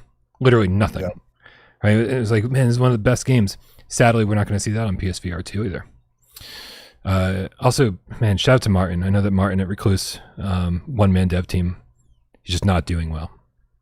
Yeah. Physically. If you follow him, he talks about his health problems a lot, and it's just not looking good. So shout out to Martin, man. Hoping for nothing but the best. Absolutely. And fuck cancer. Yeah. Grandpa's Barbecue Game Cat with the Australian $2 tip. Also, sorry, timeout. Just before we move on from the Wanderer thing, thank you everybody who came out and supported me in that comment. Again, it's not. I don't want mob mentality. I don't want somebody to have. I don't want anybody who says something negative to be like just attacked by a bunch of people, right? But I'm so glad I saw people who kind of came out of the woodwork and said, "Bro, this isn't what you're saying. Doesn't make any sense." Right. And then they did. I just to AJ's point from earlier, they did have a very civil discussion further down in the thread. So thank you everybody, including the original poster, who was willing to have a discussion about it, an honest discussion about it. So you guys are fucking awesome. And for everyone who didn't come out and support me, go fuck yourself. It's everybody but SB. Now, Grandpa's Barbecue Game Cat with the Australian $2 tip says, just to bore Brian, barbecue. Yeah. I'm not bored. I'm hungry. I can't wait to start every GameScast sharing what I smoked. And just I hope it's all Brian, just hearing the sound of Brian's eyes rolling into the back of his head and just scraping, and he's going to be blind by the end of our episode. Yep. Yeah. I mean, listen, if you're going to start every episode with what you smoked in the last week, expect there to be some "you smoked cock" comments coming from the side of the side of, yeah. So listen, you're signing yourself up for that, just to let you know. Scott, the PSVR GameCat for life. I did smoke. You did chicken, smoke Brian. cock? How did you know? How did you know that I was going to do smoked chicken first? Wow, that's good for you. I'm a little bit psychic. I don't know if you know that. A little bit psychic. Yeah. Scott, the PSVR GameCat for life, who, by the way, is going to be the recipient of the Zombie Army helmet, but it's still sitting in my living room. My apologies. Nice. Yeah. That thing is legit. That thing is really cool. It's like a real army helmet. It is. It's insane. Please don't wear it if you ever go to war, Scott, because I'm assuming it's not tested for actual bullet penetration. It's a real army helmet. Those guys are psychopaths. They got a real army helmet and repurposed it for a zombie armor thing. Sorry, go ahead. I need a box to ship it out in. I can't believe I'm saying that. That's my major hurdle to get over in order to get this thing out of my apartment and into Scott's life. But like, I need a nice box that it'll fit in, because I don't want to ship it in the box that it came in, because I don't want to ruin the box. Right, the box that they shipped it in is really nice, right? Like with the logo and everything, it's all glossy, right? And so like, yeah, so be patient with me, Scott. You're definitely getting that. But he said with the £2, 6 flags, 6 fingers, more like. LOL. This is the AIJ thing. Yes. All right. I can text it to you if you want. I don't guess, whatever. I don't know. I don't really care that much. Okay, we're going to get through the tips, and then we're going to read the actual Discord viewer takeover channel. Shapeshifter, the Anomaly Game Cat, sent 5 without parole gift memberships. Thank you so much for your generosity. And congrats to all the recipients of Shapeshifter's generosity. Yo, here's a blast from the past. We got Jay Meow with a level 3 membership. Also, he's been a member for 39 months. He has not, even though he has been kind of MIA in this community for, I would say, a year or two, has not canceled his membership. Meow. I didn't even want to say it out loud out of fear that you might actually take this opportunity to cancel your membership, Jay Meow. But thank you so much for all the support over the years. He says, #viewer takeover. Is there anywhere you can see the future of gaming going where you could see yourself losing interest in the hobby? Do you always envision modern or retro games to be enjoyable? This is very pertinent to Jay's life situation, because Jay didn't, walk away from the community because he hated us. Maybe he did. I don't know, but it's because he just kind of lost interest in gaming overall, which is when you're a gamer for life, when you remember playing games all the way back on the NES or whatever your first console was. It's kind of crazy to think that maybe one day you're just not going to be interested in games anymore. Do you see that as a possibility for yourself in any way possible, AJ? How honest am I supposed to be here? I think for me personally, gaming has always kind of come in phases. Like, I'll be like super hooked to it for a long time, and then I'll just kind of lose interest and go do something else for a while, and then I'll loop back around and be super interested in it again. That is pretty common for me. I'll tell you right now, while my love for gaming is still there, the things that I see happening in the gaming industry right now are definitely demoralizing in many, many ways for me. I did not, gaming, I think, is the best medium of entertainment. I truly believe that. I think it can potentially, not in every case, but it can be better than books, movies, music, theater, lots of different really cool entertainment and life experiences, because it's kind of all those things. Grilling, because it's kind of all those things mixed together. And like I said, it's so powerful, it can actually get you into some of those activities, like how it's gotten me into racing. Like we were all here for that part of the conversation. Yes. Thank you. Don't have to explain that again then. Sorry, I'm not trying to be a jerk. I'm just, yeah. But that being said, like, I really didn't want to see, and this is subjective, I would say, but one thing I've always loved about gaming is that it's always been we felt like it felt like things were just at its peak about 10 years ago, before, while we still had like Sean Layden, Shuhei Yoshida, Andrew House, and all those people running places, because it felt like you had people that understood gamers, understood gaming. They were there because they were passionate about gaming itself. And it feels like Jim Ryan, Herm Holst have been like this corporate takeover, undeservingly so, which is all, obviously my opinion, but I think we've seen we're seeing the lasting effects of that now. I mean, Jim Ryan was here for what, like just a couple years, and look at the fucking damage he's done. He basically, they were the only thing holding up the gaming industry, it felt like, from being in like kind of where it was. But it just feels that way. It's not actually like that completely. So at the same time, you got to kind of use logic and reasoning and pull your feelings out of it and analyze the situation. It's not actually as bad as it seems, but it definitely is. Like I said, there is some stuff that makes me less excited about the games industry, feeling more corporate in some ways, which I've never really felt that about this industry before. So it feels like some things have changed. Feels like it's kind of gone the way of the movie and movies and music industry, with all these monopolies and mergers, and here's your Xbox, PlayStation. Like, it's just, so yeah, I myself have actually, this is the thing though, I feel like kind of a hypocrite, because I feel like I myself have become less obsessed with gaming myself, but at the same time, I'm playing Gran Turismo last night, and I'm playing a handheld. So I don't know. Maybe that shit's hard coded into me, but I do feel like something has shifted. My interest, I feel like a lot of people's interests have shifted. But I do feel like it'll come back. I don't feel like it's a permanent thing. I think gaming is forever a part of my life. But I'm also at the same time trying to expand my interests and hobbies into other things as well. And I think other people should as well. I think you should I get into reading, get into something outdoors, get into other things too. Cooking, Brian, get into cooking. It's hard to juggle when there's only so much time in the day, and we're busy. We're all busy as hell, and exhausted sometimes.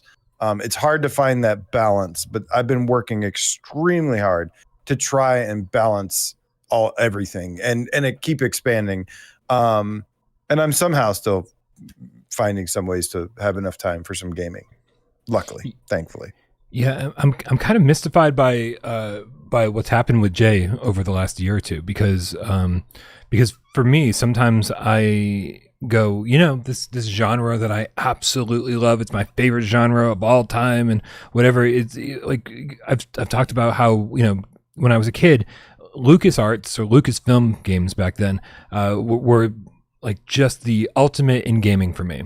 Getting a new Lucasfilm adventure game like Secret of Monkey Island, Maniac Mansion, Zack McCracken, Loom, all of these, Indiana Jones and the Last Crusade, the graphic adventure game, and of course branching out into Sierra games and playing the Colonel's Bequest and King's Quest and Space Quest and Police Quest and all those games. This was the pinnacle of gaming for me.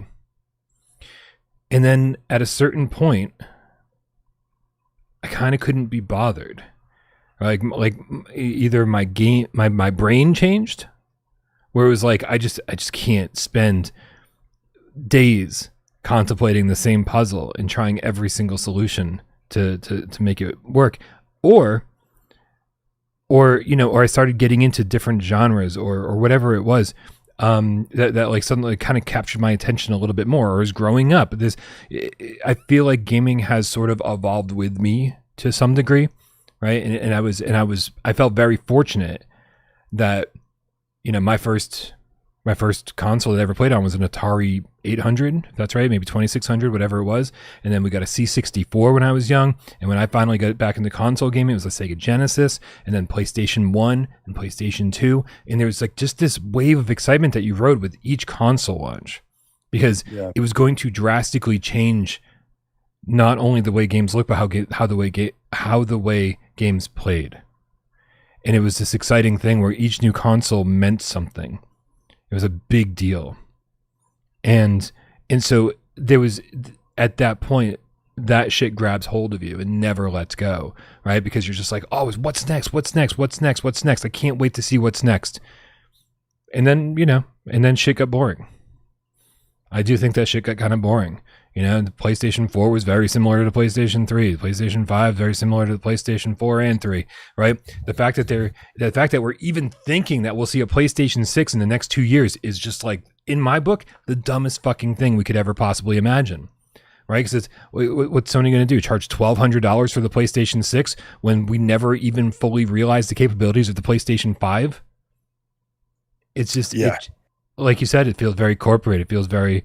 it feels like, oh, well, what are we going to do? This is, we just got to make money.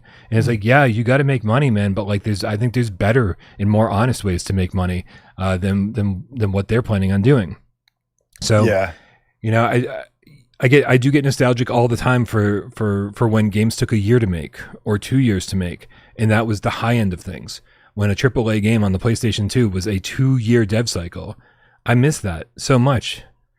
And we're never going to get back to that. Not from first party Sony studios, that kind of thing. We're going to see that from indie studios. And so that's where kind of my excitement remains, is in the indie space, where we're seeing innovation and we're seeing new things happen.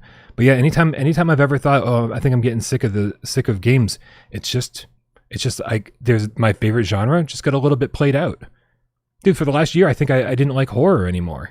Right, I took a long break from horror, and then when I came back to it, I feel like I came back to it with a vengeance, with a stronger love for it than ever.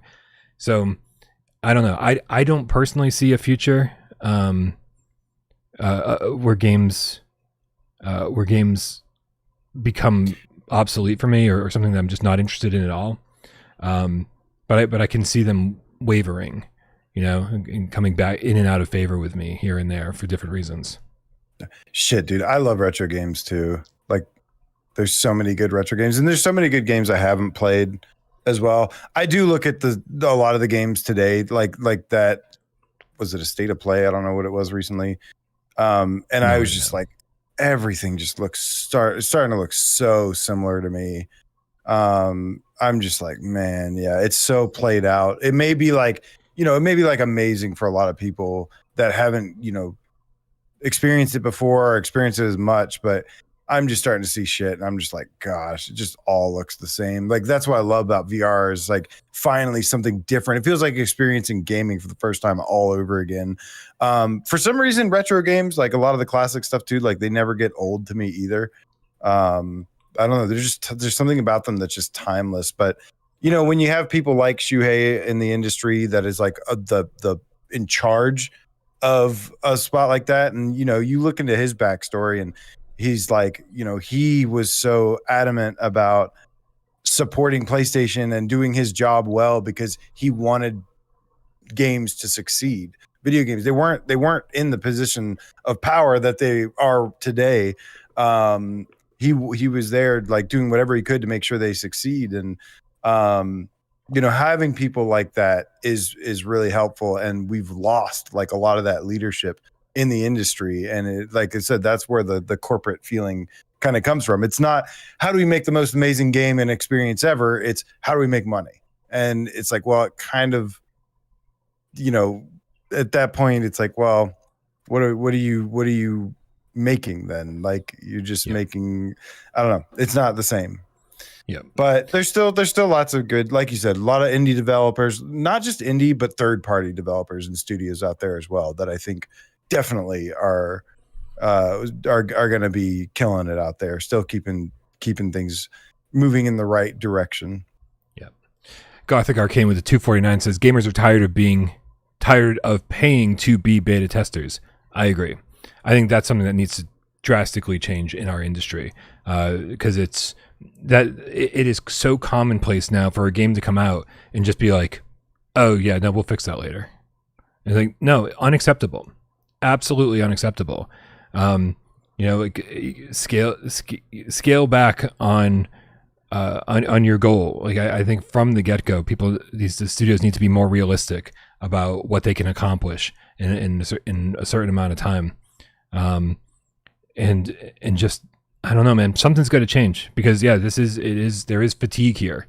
There is fatigue of being like, well, why the fuck would I buy a game on day one and pay full price for it, pay $70 on day one, when the game's going to be kind of in a busted state? There's going to be a million patches, a long roadmap, and then a year later I could pay $20 and play the best version of it. Right? Studios are doing this to themselves. I mean, mostly due to publishers, but it's developers too, right? A lot of people self-publish these days. So, yeah, there's a lot of problems with the industry. That's one of them. Oh, please share with the class. Join our Discord for our audio listeners. I am looking at Grill Simulator VR, a PlayStation 2 exclusive by Alejembe 2Y Underground Stranger Game Cat Elite Name Squad in the house. That is fucking glorious, my friend. I like that I tuned into Virtual Strangers and saw Wes calling him 2-year Underground Game Cat. And I was like, bro, we've been through this. We figured this shit out. Are we having connection problems? I'm really nervous after Friday's episode. Yeah, you're starting to go robot a little bit. All right, let's see. Oh, we're getting some freeze frames on AJ. Here, let me check this out real quick. Oh, God. Uh-oh. Oh, no. Shit's falling apart, you guys. Let me do a quick little speed test, see how bad things are. Things look strangely okay over here. You doing okay over there? You hearing me, seeing me? Everything good? Yeah, I mean, you were going robotic for a little bit, but you're fine now. Okay, cool. I was having problems earlier in the day, and I reset my modem and router, and everything seemed fine again. But we'll see how that. Okay, Ace Gamer has his stream's good so far. Fingers crossed. Slouchy in the Viewer Takeover channel says, if you had to decide, make a decision, which system to play for the rest of your life, which would you pick, VR or Neo Geo? Okay, listen, I think he's poking fun at me a little bit because I have been really obsessed with Neo Geo recently. That's the only channel I've made on my only video I've made on my retro channel in the last week, and it's really kind of obsessed over it right now. But that is definitely just I'm going to be super excited about it for the next year or so. The library for Neo Geo is way too small to play it for the rest of my life. And VR already has an amazing library. Now, if you asked me Neo Geo versus TurboGrafx 16, we'd have a different conversation. That's a tough one, but yeah, you got to do VR. As long as that includes all VR. All right, here we go. I've only read the first half of the first sentence of this one, but I think it's going to be a good one, AJ. Shades of Grey Matter in the Viewer Takeover channel writes, #Viewer Takeover, like a pro. Do you think there could be a downside to GameCatOps? I love it, but hear me out. We are a passionate community, and that's awesome, but we aren't actually big enough to make a game successful. Could there be a danger in flooding a developer's feed with enthusiasm and giving them the impression that there's a huge demand from the overall community? Is there a risk some of these ports might not sell all that well outside of the GameCat community? Should we be encouraging developers to crowdfund the PSVR2 port so it isn't a financial risk for the community? What do you think, AJ? I would probably say no to the crowdfunding thing, but yes to the first part, in that it is a huge risk. And that's kind of why we've said in the beginning that we do have to be careful and mindful about the games that we do it. That's why it's ops and not just spread shot, anything. I mean, it's been a little all over the place for sure. But yeah, we absolutely don't want to. I've said this multiple times where it's like, try to be mindful. I know no matter how great a game looks, I saw a lot of times where just some random horror game, and they were begging the developer, please bring it to PSVR2. And I'm like looking at it. I'm like, I mean, does it look like, even if it looks good, I'm like, I don't see this selling at all. And so try to be very thoughtful about that in some way. No, we got kind of lucky with like V-Racer hover bike and a couple other things, but yeah, I think you do want to be mindful about that and be careful of doing that to developers and misleading them. And like I said, just make sure you back it up and that you actually support them. And I do think for small teams, there is enough of a player base, but for big studios, that's where, especially something like Resident Evil, something like that. It's like, yeah, that maybe isn't going to be up to the amount of people we throw at it, because it's just not going to be enough regardless. But something for a small studio, yes, that's where I've always said, like, the smaller studios are where the push really needs to go. And then when stuff comes out, like we need to be supporting it. That's why, like, stuff like Microsoft Flight Sim, like, it's not supporting them because of the money. It's supporting them because it's the idea of getting large AAA games coming to the platform, or supporting the game because of how awesome it actually is. That's my 2 cents. Sure. Yeah, and all that makes sense. But again, let's remember that let's take Rustmourne. Oh God, did I get the name of it right? Even let's take that as for example. These developers are going to have some kind of idea of how well their game will sell on PSVR2 based on the Steam sales, right? Because usually the numbers are either similar or higher than Steam. And so I don't think we're setting them up for failure, right? But I think we are saying, hey, there's at least an equal number of people over here that are interested in buying your game. And if they do something like use VR Monkey, I know that VR Monkey has a lot of different ways that you can work with them, right? So if you have a port studio, it's not just, oh, well, you know what, we're gonna here's I don't know, $50,000, go port our game for us, and then they only sell 200 copies of the game and they didn't make any of their money back. It's not how all of it works, right? If you're unsure of what your sales are going to be, you can make a deal with some of these studios in order to say, hey, instead of giving you a lump sum and paying you to do this, we enter into an agreement, into a partnership, and this is how we're going to split the money. Any money that we make, you get this much, and we get this much. You get 50%, we get 50% of all revenue. And so there's plenty of ways for these people to protect themselves. It doesn't protect VR Monkey very well, but there are plenty of ways for these studios to protect themselves to make sure they don't end up in financial ruin because they decided to port their game over to PSVR2. And so far, the number of games that haven't sold that well on PSVR2, like compared to the other platforms, is very low, right? That's why we can pull them out of our head very quickly when we say, like, which games didn't sell as well on PSVR2? Oh, Underdogs, right? It's Underdogs and like two others because they're in our heads because they stand out, right? So it's not a very common problem. But part of me is kind of happy that they're like, you know what? If the Steam version does well, then we'll bring it over to PSVR2. And that way they can find out very quickly if gamers want this. And then we don't have to take the blame because Steam gamers are deciding if it's a good game or not. Right? So that kind of works for me. But yeah, certainly. I'm not discounting what you're saying, Shades. There's always there's a downside to everything. But I am not going to let PSVR2 go down without a fight. That is what we're here. That's what we're here for. That's what 2026 has been all about. Making noise, convincing studios that, like, hey, we're still here. There might not be a lot of us, but we are buying games over here. Yeah, absolutely. Oh, hey, I had this copied and pasted already from the chat. I'm guessing that Good Joe Lonely and Gothic Arcane are the same person because I was going to read your comment over here. He said, but he posted in the Viewer Takeover channel, so I'll read that one. He says, is co-op building still possible in Dreams? And if so, how about the Without Parole hosts make a VR game together and show it off? Maybe we should buy the IP? Oh gosh, it is 2018 all over again. It is. Blast from the past. Bro, I would love to make a VR game in Dreams and team up with other people to do so. I would 1000% would be open to that idea.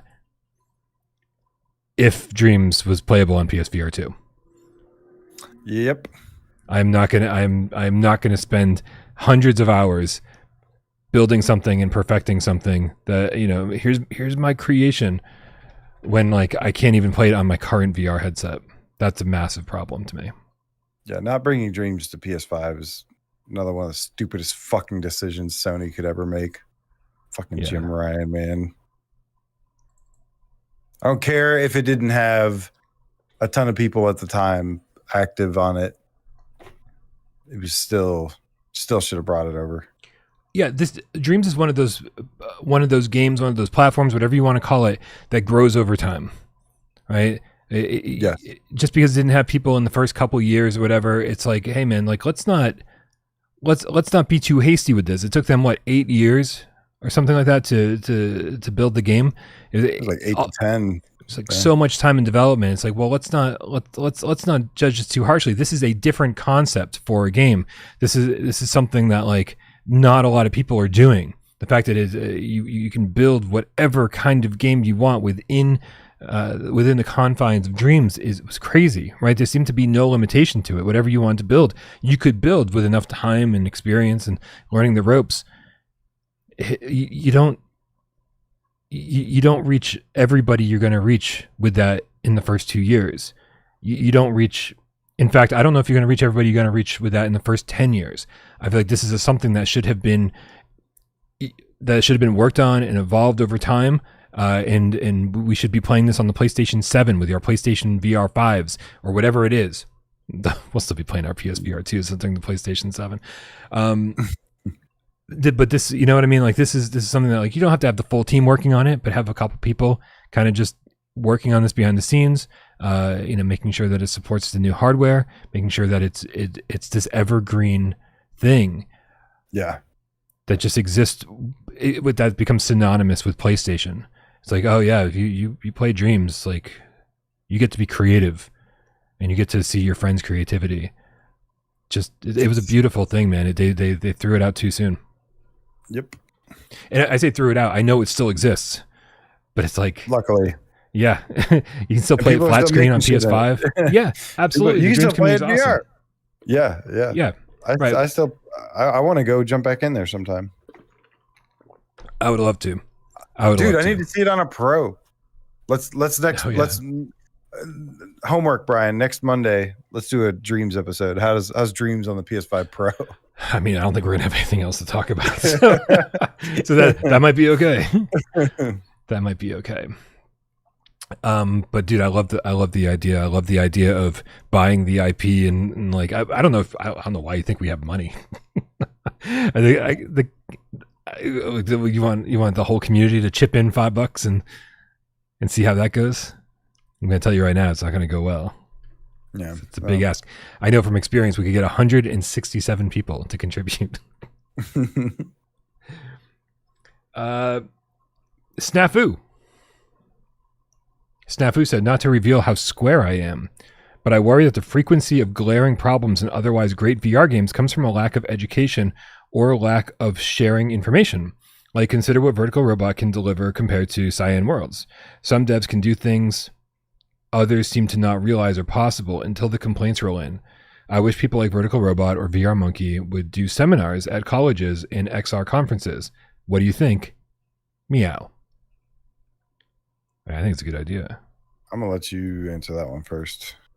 Oh, because AJ wasn't paying attention. Now he has to reread it while I answer. No, I was. It was just a fucking long question. Hold on. Sure.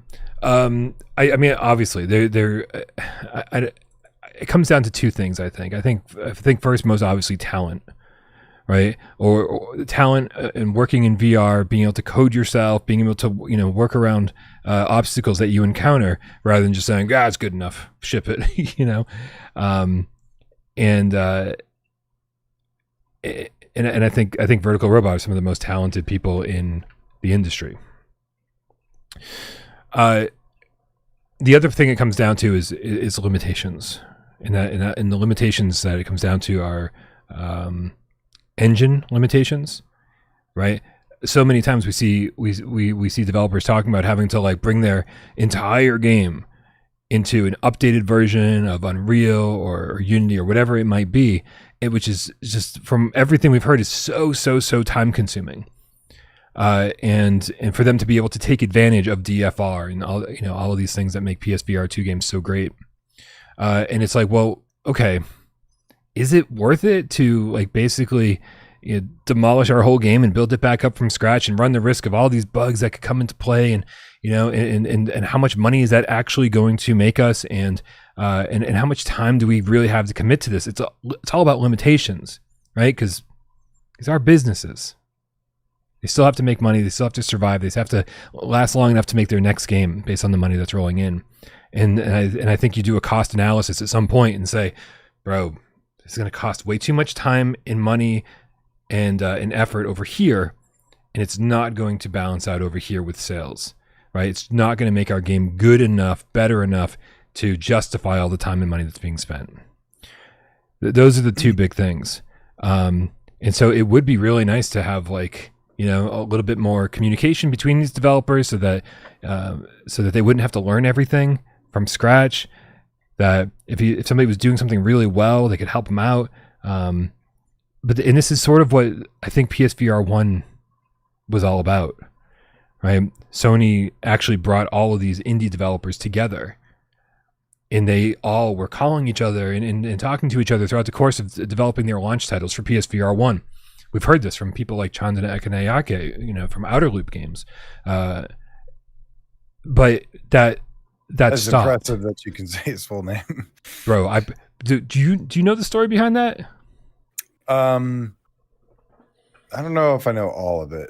Dude, I think I just called him like Ika. Eka, yeah. And he goes by Eka because so many people like don't take the time to learn his name. And I was like, well, I'm not going to be one of those people. I'm not just going to call him Eka. And I practiced his name how I thought it was pronounced again and again and again the night before I interviewed him on the channel.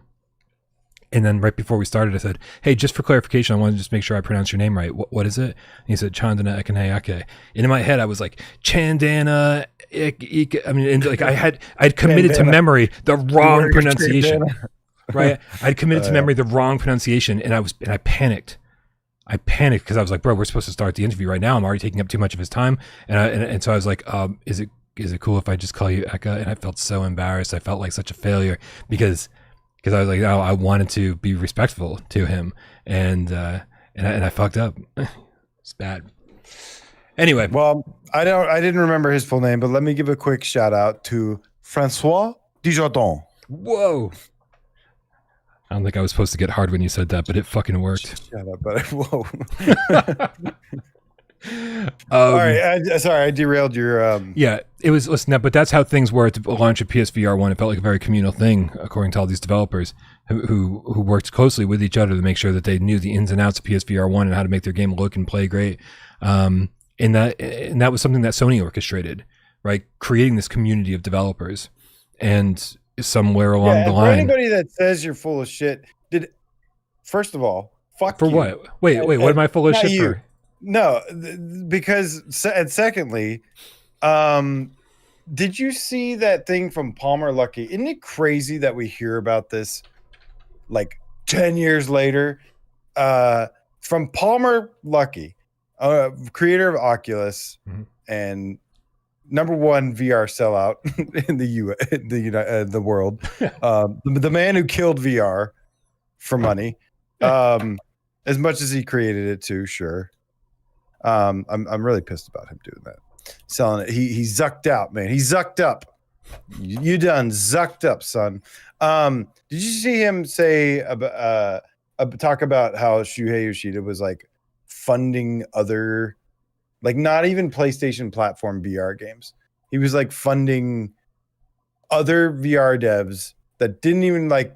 It made it sound like they didn't even want anything to do with Sony or PlayStation, and was still funding them.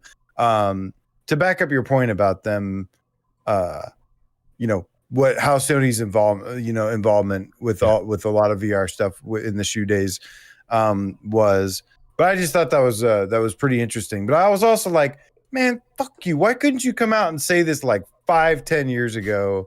Like maybe it's because Shu was still there working and stuff. He'd already been demoted, but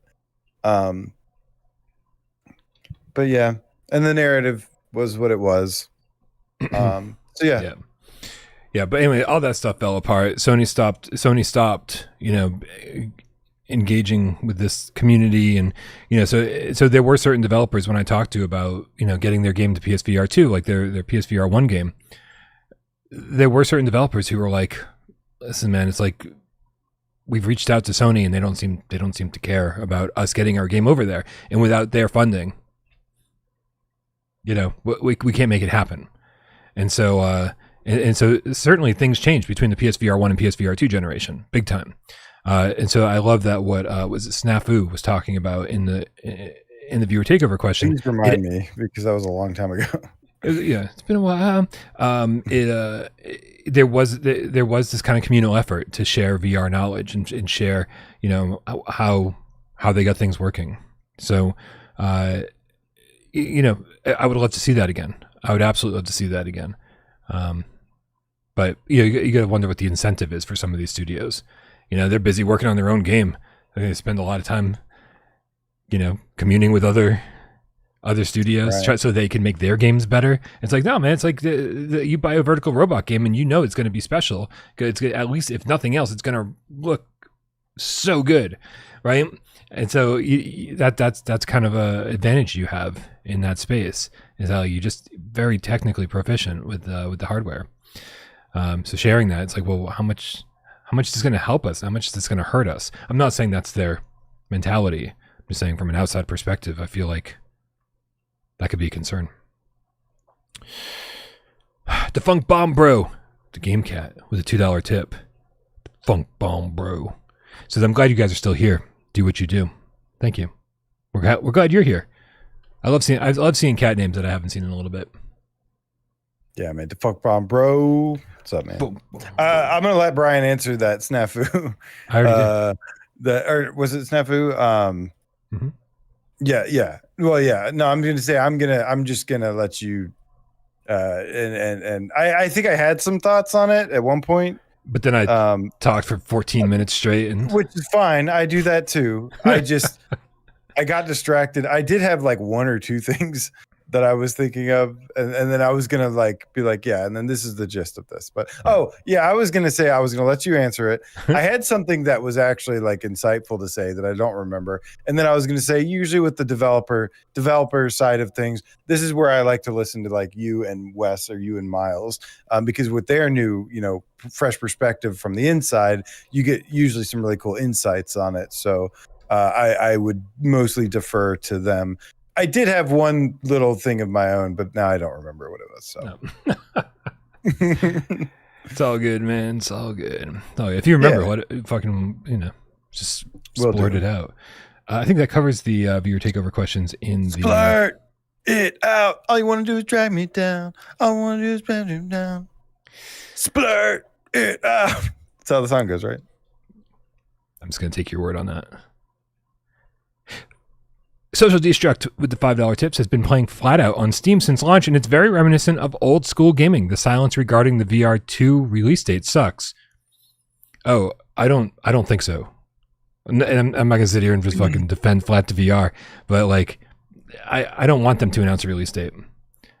I mean, I do, but I want it to be soon. I do think when you have a staggered release like this, I think it can kill the hype. It can hurt the sales. Hopefully that's not the case, but if this comes out way later and everybody's already played it, I think they did the smart thing and kind of call it a beta.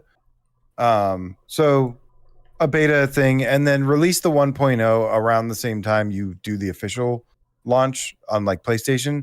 You kind of mask what's going on there. Yeah. But yeah, I mean, it's understandable. The PlayStation process takes a long time. But Grimlord's figuring that out right now, right? Metal Cat Studios. They're like, our game will be with you in a month, and then like 4 months later, they're like, give us some time. No, I think it was March. Actually, we were expecting it. Yeah. It's like it's coming early March or late March. I'm excited. Yeah, I'm still looking forward to do that. Thank you for bringing that up because I am looking forward to Grimlord. I hope it's pretty good. But yeah, I think the longer we wait for Flatout, that might actually, because people are going to pick it up on Steam and Quest first and already have played everything they can. They've maybe at some point have exhausted it. I hope that's not the case, but I'm sure it's going to cost them a couple sales on PS5 side. Sure. But it's only been about 2 months since we found out that it was coming to PSVR 2, since we announced that. For a while we didn't even know if it was coming to PSVR 2. We knew it was going to be difficult for them to manage. And so for me, I'm just like, man, just whatever you do, just make sure you get this thing into tip-top shape, and I will be here when it's ready. And I'm like, most games don't get a release date 2 months after being announced for a platform, right? And so I do think it'll be here this year. And if it comes this year, then I'll be like, great, that is an amazing window, amazing time from announcement to release. If it's basically like anywhere between 6 to 8 months, that's incredible. You never see that with games these days. So I'm more than happy. And then if it slips into 2017, nope. What year are we in? If it slips into 2027. 27. Listen, now we're going backwards from 2018 to 2017. If we are in 2016, listen, world, anybody who's listening out there who's in 2016, I got bad news for you. Shit's not going to go well, right? Be prepared. It's going to peak and then it's going to go downhill from there. But anyway, yeah, I don't get worked up about release dates. I don't get upset about this stuff because it's like, bro, like I just want it to be good when it comes out. I guess which it will probably most likely. Sure. I Yeah, it absolutely will be good. My only concern, and that's all it is a concern, is, you know, there being less interest, less, because people have already played it already. But hell, if there's a game worth double dipping for, like, you know, this is definitely going to be one of them. Absolutely. Yep. There's gonna be I think there's gonna be plenty of people who don't have access to a great PC, don't want to play the game on Quest because they want the best version of it possible, right? Like if they get this thing up and running at 90 frames native and it looks nice and sharp like the Steam version does, bro, this is gonna be one of my favorite racers on the platform and absolutely worth waiting for. I think it will be. But glad Social Destruct, you know, he's been playing it on Steam. So and seems like he wants to buy it on PSVR2. It's got decent ratings on. Is it only on Steam right now? I don't remember there being an announcement for Quest. I haven't heard. So Looper in the chat says I don't think it's confirmed for Quest. So I think. Oh, okay. Yeah, right. All right. Well, it actually did okay. It did pretty good for a Steam game. Showing like 339 ratings. Yeah, the response has been very, very positive. Yeah. Tatum in the chat says Flatout VR is so good I'd wait for the PSVR2 version over Quest. Yeah. Yeah, it is really good. I've put it clocked in a couple hours on it. Nice. Hold on, let's get Random Toxie here with the level 2 membership. Says, ooh, quick review. The new HOTUS 5 is very nice so far. Now to map the controls for Microsoft Flight Sim, Attack on Titan, I'm just kidding, Ace of Thunder, etc. works great. Hell yeah, I saw that. Did you see there's a new HOTUS? Did you see it? I didn't. I didn't know. I just unboxed my last HOTUS.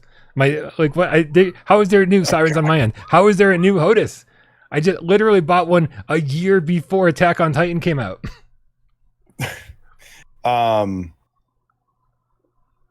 Yeah, I think it might be actually am I confusing something here? I know I saw like a Microsoft Flight Sim HOTUS.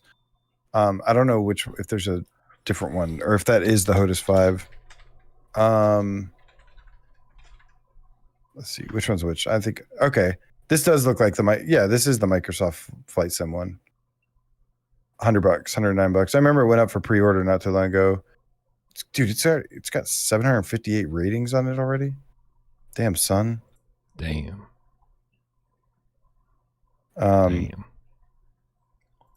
That's not bad. It looks exactly the same. It's just white and has like I think a couple more buttons here and there. That's right. Ace Gamercat says you're talking about the Sky Yoke. Oh no, he says never mind. You're confused. What? There is like a yoke thing as well. All right, no, like a yoke controller. HOTUS 5 is the Microsoft Flight Sim sponsored one. Okay, cool. Yeah. Okay. Yeah, I want me wanty. Excellent. Mm-hmm. Gaggle of Dizzy says I got my HOTUS 5 today. Woohoo! How topical for you. You should buy one and do an accessories video, Brian. Yeah. They should send me one because I don't want to buy another one. They should, and if they were smart, they wouldn't send me one because they'd be like, "We're not going to see a review on that guy's channel for like a year." Yeah. Maybe you should see how smart they are, Brian. All right. Let's see how smart Microsoft is. Right. But by the time they send me one, or by the time I review it, the HOTUS 9 will be out. Yeah. Comic Book Guy GameCat with the 5 quid says, "I don't know if this will make sense, but I do." I love when you preface things with that because I guarantee it won't. But I do notice that Sony sponsors or partners of the Champions League, but I don't think they ever mentioned VR. But I do notice that Sony sponsors the Champion League, are sponsors of the Champions League. What's the Champions League? I gotta look this up. Champions. Champions League. I gotta say, I think GameCat, I think Comic Book Guy GameCat makes me Google things more often than anybody else with his tips. Let me see. So Sony LIV UEFA Champions League, which I still don't know what that is. I'm still confused, and I've already looked it up. Sony Sports Network. Best European Football Clubs League. Okay. It's Europe football. Okay. So they've got the rights to broadcast it. But he's saying, but not in VR. Obviously, they're not doing it in VR, even though they have the rights to broadcast it, which is, I think, best club in Europe. Yeah. You learned something new, Bri. I wish I would retain it. That's the problem with when I learn something new, AJ, is that so seldom do I retain it and take that shit back into my life, and it doesn't stick. Very little new information sticks in my brain. I just had this conversation actually Saturday about me. No, not about you. About what's me. wrong with Brian? Well, let me tell you about his memory. About just retaining things, especially books, and I have to basically read. Like I can only read like 5 chapters at a time because otherwise I won't remember anything. I have to like read like 5 chapters on it. I got to think about it. I got to study it. I got to have conversations about it, and then it's there for good. Maybe more. Looper, you got to help me out, man. I was going to type a message to you, but I'll just ask you live. Whose turn is it to host 4-minute challenge? It's mine. I got to pick a game. All right. AJ, I'm going to pick a game. You want to see if anybody in the chat has a final viewer takeover question for us? Let's see who's got a great question. Step right up. Don't be shy. I got $400. $500. I got $500. You can bid. Let's see. Let's see here. Calm down, Greg, says Nick. What did Greg do? Where's Greg? I don't know. Who's Greg? Where's Greg's comment? He says, calm down, Greg. It's soccer. That must be a movie reference. It's probably a reference I don't understand. Or we're all secretly watching Danny Gonzalez's channel. Anything is possible. Later, Grandpa Barbecue or the Game Cat. Have a great night. Thank you. And thank you for the grill tips, guys. I've got hardened charcoal, reverse sear, open fire, fart liners. What did I write there? I can't read my. Did you say fart liners? Is that what you said? It looks like farting, fartling. I just don't know what to do with it anymore. Farting. What does that say? What is that? Somebody tell me what this. Why is my handwriting so bad? My handwriting's this is what happens when I'm. You were probably like yelling at me like AJ, fuck you, stop it. I was like, oh, okay, and I'm just gonna blame you. This is the blame you episode, right? So I can just say, but what I do want to know is what does that say? Let's see, can you even read that? Hold on, I can't even see. I'm looking at the PlayStation Store. That looks like fracking or fucking or farkling. Clearly farkling. See, I told you. Yep. Somebody tell me what I wrote down. Second grilling zone. It was whatever before second grilling zone. For the audio listeners, we have no idea what AJ wrote on that piece of paper. It looks like, honestly, it looks like that shit that's like written on the Lord of the Rings. Like it looks like the Lord of the Rings handwriting, whatever that shit's called. It looks like the stuff that's like written on the ring.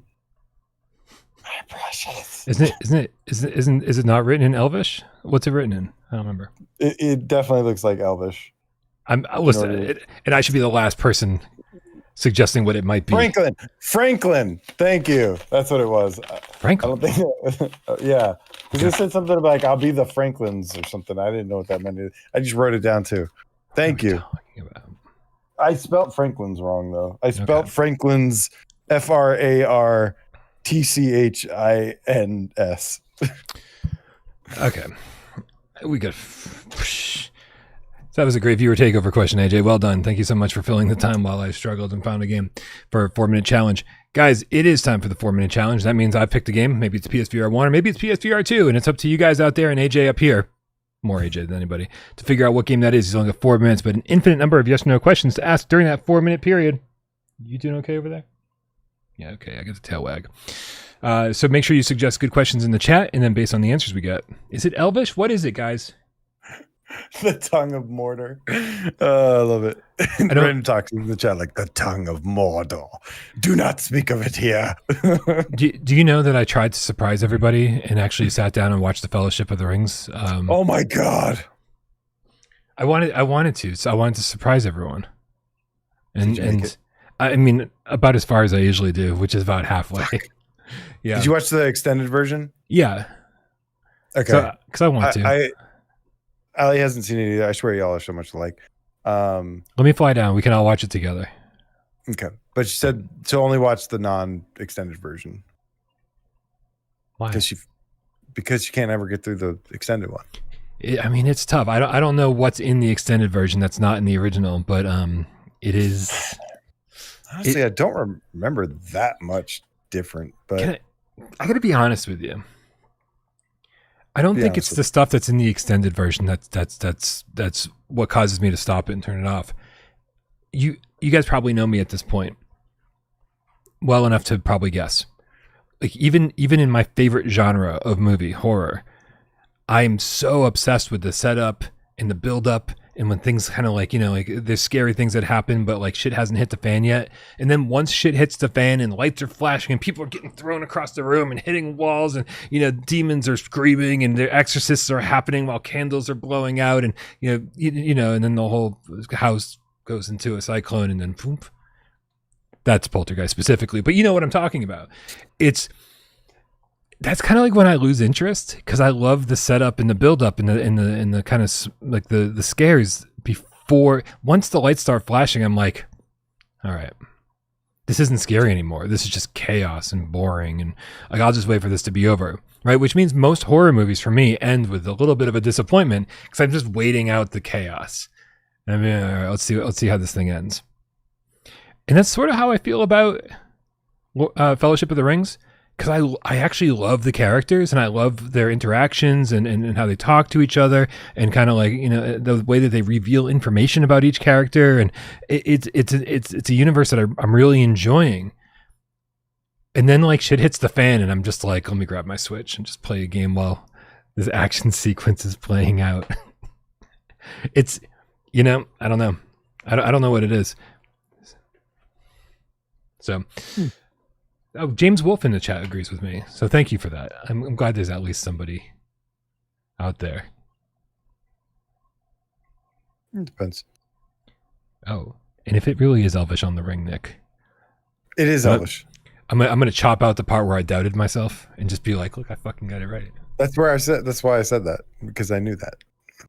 I promise. Scott says it only takes 14 hours, Brian. Come on. Actually, I don't even know what I only know the extended versions. Wait, who else knows only knows the extended versions, right? Yeah. She sure does. She's been waiting for you to visit, AJ.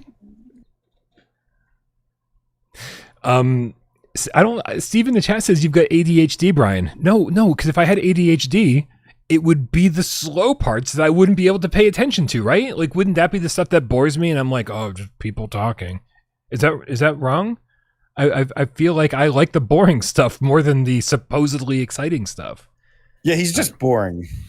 I am, in fact, very boring. Ask anybody who knows me in person or anybody who came to GameCat Meetup or really just anybody who's ever watched an episode of the show. And you'll find out very quickly. I am insanely boring. No, you're not. But you know what?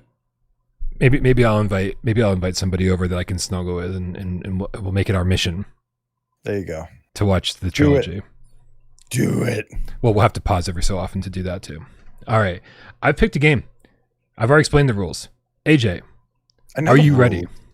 What? Except for the rule about based on a popular IP. I know all other rules. Well, fortunately for you, this one is not based on a popular IP. Whether shooting includes the concept of projectile anything. Well, yes. That the answer for shooting, if something's like even like from a magic wand or something, the answer is yes, and that's why you have to specify as the questioner, saying, well, do you shoot bullets? Do you shoot guns? Do you shoot magic? Do you shoot right? And so, yes, the answer for shoot. I guess it's easier for me to ask the questions than it is to answer them.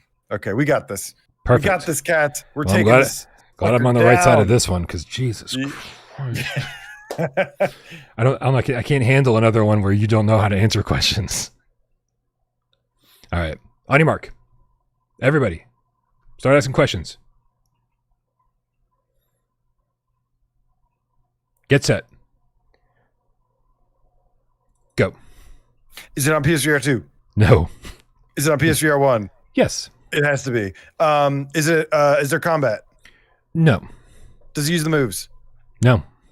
Are there zombies in it? No. Are there zombies in it? Also no. Does it have guns? No. Is there multiplayer? No. Is it a good game? Yes. We finally got a yes. Is it DualShock only? Yes. Okay. Are there mushrooms, or do you play it on mushrooms? I don't understand the question. It's not a fungus in my garden. Okay. Is there full locomotion? Yes. Is it first person? Yes. Is it a puzzle game?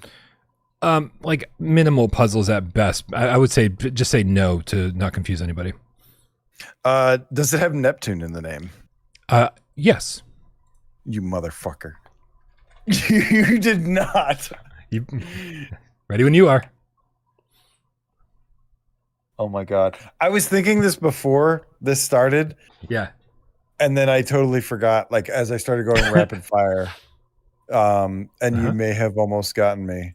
Yeah. But not today, because Brian, is it Neptune Flux? AJ, coming out all the way back August 7th of 2017. Oh my God, I can't believe how long it's been. It is in fact Neptune Flux, another game that I love. Oh my God, we did it, cats. And I stand by the fact that yes, it is a little bit spooky. I have avenged me. With the help of the cats. I mean, with the help of Tatum specifically. When I saw that question come through, I was like, damn you, Tatum. I knew sirens on my end. I knew there was going to be a problem. You're going to get it right away. One of my 2 very first reviews I ever did. And the game that I've... What's the stats on this, Looper? He says, give me some time to gather everything. How many times has this been chosen? How many times have I failed this? It's probably it's gonna be like Brian to AJ 3 times. Maybe guessed it once. Maybe this is the 3rd or 4th time, and I've guessed it maybe once or twice. You know what's funny? I love this game. 2019. Yeah. I cannot for the life of me remember this game's name sometimes. Right. And so I'm like, oh yeah, it's that one where you're in that submersible and you're exploring and you're like upgrading your shit. And what's it called? Neptune Flux does not roll off the tongue. And so, yeah, if you quiz me on it, I would literally have to be like, Cats, what's the name of this game? Because I forget it so frequently. Also, I talked to this developer like around the launch of the PSVR 2, and I was like, bro, I don't know how many requests you get for something like this.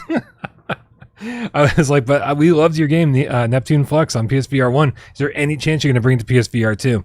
And he was super nice and actually responded. And, but it sounded like, yeah, that this just wasn't a possibility. Didn't he make the, that like really janky indie roguelite persistence, wish it was game that everybody likes but me? What? Didn't he make because he made no, it's not the same people that made Dreadhalls, is it? No. Okay, never mind then. They're just on the never mind. It was around the same time. I'm looking them up, and I just don't. It was like 3SR or something. It's Zoxide, Zoxide. Oh, Zoxide Games. Never mind. Okay, never mind. Yeah, I'm scrolling through.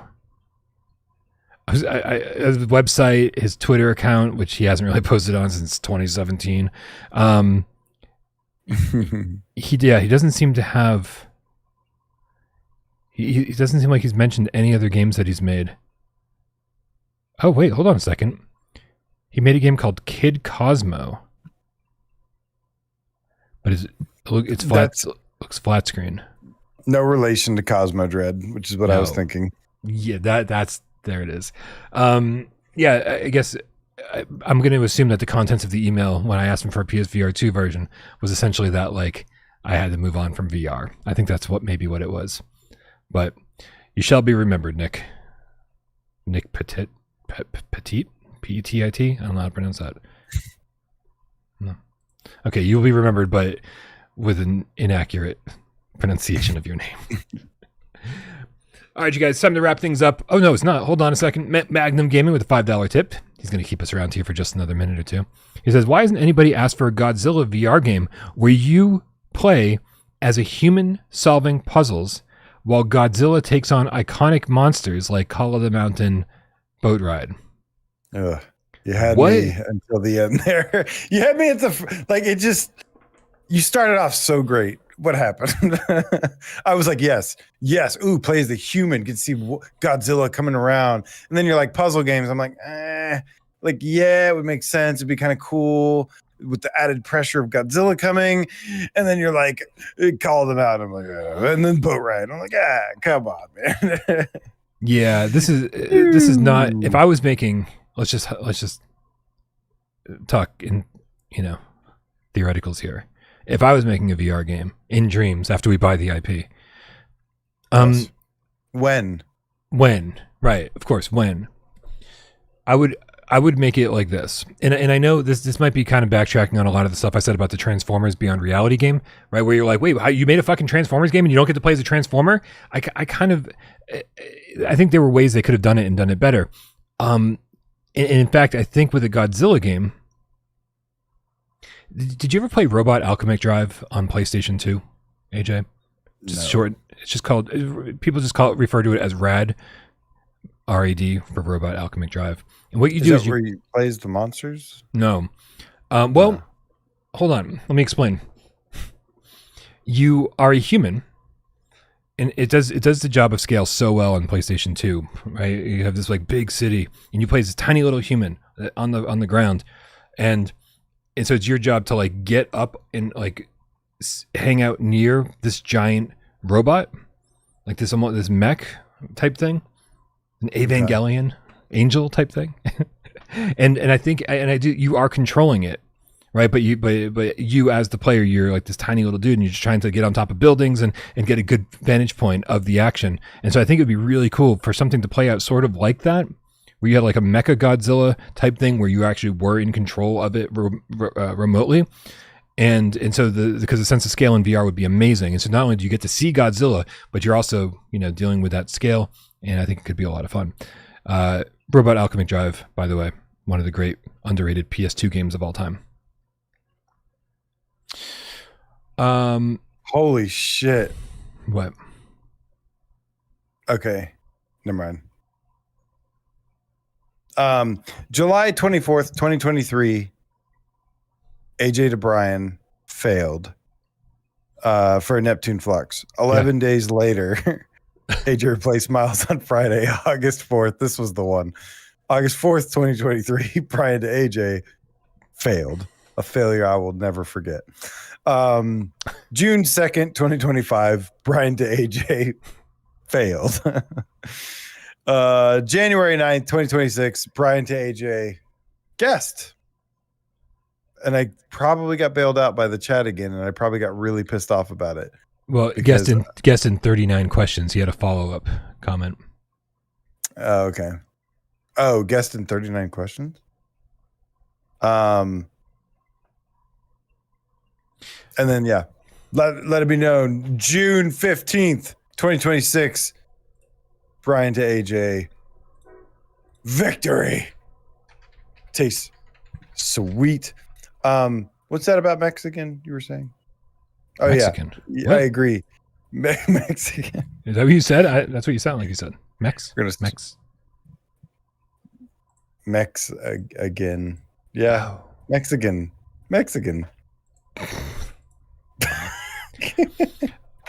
World of Long Plays in the chat says that game Brian is talking about was just announced. It's called Gen Atlas. It's a new Fumito Ueda game.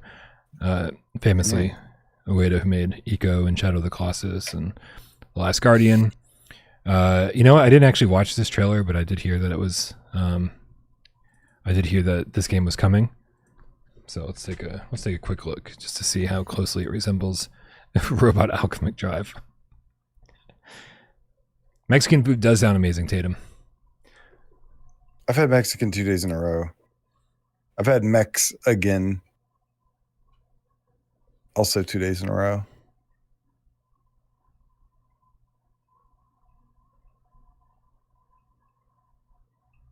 Still with me, Brian?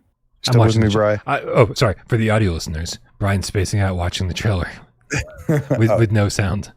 So, all right. Well, we should probably wrap this up. Like I said, thank you, everybody, for supporting the channel, whether it be over on patreon.com/withoutparolegames, or by being a member over here, or by gifting memberships over here, or by tipping during the show. It all counts, and it's all very, very helpful. Thank you, guys. You're keeping the lights on. We are, this is going to be a little bit of a tough year. At least a tough season for PSVR2. You can make it suck just a little bit less for Brian by going where? What? You mean to all the places I just listed? Or the one? What? Where you have the scroll? Yeah, that's where I started with Patreon. I thanked all of them first, as I always do. You didn't do the patreon.com? I did. / Without Parole Games. Yeah, where games. You just blank occasionally. I do. But I was waiting for my cue to go games, and you had already fucking said it. Okay, never mind. Oh my God. It's a thing. Yeah, no, we've done that occasionally, but not normally. Bring it back. Bring it. Sure. We'll start doing it next week after we buy the Dreams IP. That works. Okay. And I'm smoking cock. Yeah, that's what you were doing. Or Tatum says you were thinking about tacos, which is also totally fair. I was going to say, viewership during these slow months kind of slows to a crawl, and the financial situation gets a little bit worse. So keeping me going during these slower times is greatly appreciated. We thank you all very much for it. That way I can come back swinging when it's worth it to start swinging. It's good stuff. Yeah, that's it. Thanks for everybody who hangs out in the chat, in the Discord, wherever you hang out. But maybe you sit back and watch the show and you don't say a goddamn word. We know you're out there, and we love you just as much. Kill the motherfucking cat, Brian, because I was saying, see you guys on West A2 Looper. The Underground Game Cat says, and Neptune Flux is now the most picked game along with Iron Man. We 6 did it. times both. Scalpadoc in the house tonight says, I want some Mexican now, AJ. You're welcome. I want some Mexican, and I want some Mex again. You get it? You get it? Silver Nexus, my dudes. Let's take care, be merry, and game on. Game Cats. Scott the PSVR Game Cat for Life says, don't forget the Game Cat Dojo next week. I was thinking about that. I was thinking this would be a perfect day for the Game Cat Dojo, but that's okay. Brian will remember one of these days. Truth Hurts Mutant Ninja Game Cat says GN Cats. Gray Matter Shades says thanks for the show, guys. Later, cats. Thank you, Gray Matter Shades. Mischievous Marcio says thanks for the stream. Thank you. Ace Gamer Cat says AIJ memory crash. That's true. Sometimes my resources run a little low. Not enough because the app's running in the background. Awesome Tatum 1976 says he was thinking about tacos. Probably. I was thinking, yeah, never mind. I'll leave it at that. Mad _ vegan agent vegan. Meow meow meow meow meow meow meow meow meow meow meow meow meow meow meow meow meow says enchiladas just finished cooking. Perfect timing. Excellent. Yeah, he was mentioning cooking his enchiladas while I was talking about food earlier. Chi-Town D in the house. What up, Chi-Town D? Hello. Peace and love right back at you. Thank you so much. Random Toxie says Mexican food is never a wrong choice. That's true. It's pretty, you can eat that shit every day for a long time, just like pizza. Minus the health problems and the high salt intake and the high blood pressure and the Zach Lightning Blue Elf. Did you just change your name? But more importantly, you said it's not a toy. It's not a toy. The World of Long Plays. Thank you so much. Oops, it's Allie again. It says me in chat. Wait, hold on. Me jumping in chat when I hear anything mecha. Mexican. She said, Corey 2016 Game Cats Godzilla game where you become Godzilla and you beat up monsters. Silver Nexus, my dude. Niculo, thank you for moderating as always. Colin Loves. Who else I got? Magnum Gaming. Guys on fist bump to you. Guys, hope you have a wonderful night. Thank you, Brian. Thank you, AIJ. Still here. Yeah, I'm still here. Thank We you. did it. We did it. Thank you, Max. We did it. Ken. Thank you, Max, again. Mission accomplished. And yeah, I stuck around for this one, Brian. I didn't complain. Not publicly. give it 5 seconds, comment in this stream, and he's gonna go. Oh, wait, hold on, wait. Don't stop the stream yet. Look at the picture and tell your thoughts. Let's end the stream on this. What the one with you on the roller coaster? Yes. What? Why? And what are we? I texted it to you, although it texted a weird link thing. Yeah, I'm not clicking on that link. That's super sus. It just actually goes to a web page of the picture. It's a Discord thing. I mean, I see the picture in Discord, and I see it here on my phone. And is that really you? Thoughts? It's AIJ. I mean, it's definitely somebody else, and not you at all. It's AIJ. Also, bro, it's the middle of fucking summer, and you're still wearing goddamn beanie outside. What? This is absolutely ridiculous. It's a cooling beanie. Oh my god. We gotta end this shit. We love you, everybody. We'll see you Wednesday. Have a wonderful night, and we hope we made your Monday suck just a little bit less. I certainly hope it sucks. Stealing all your taglines. Just a little less.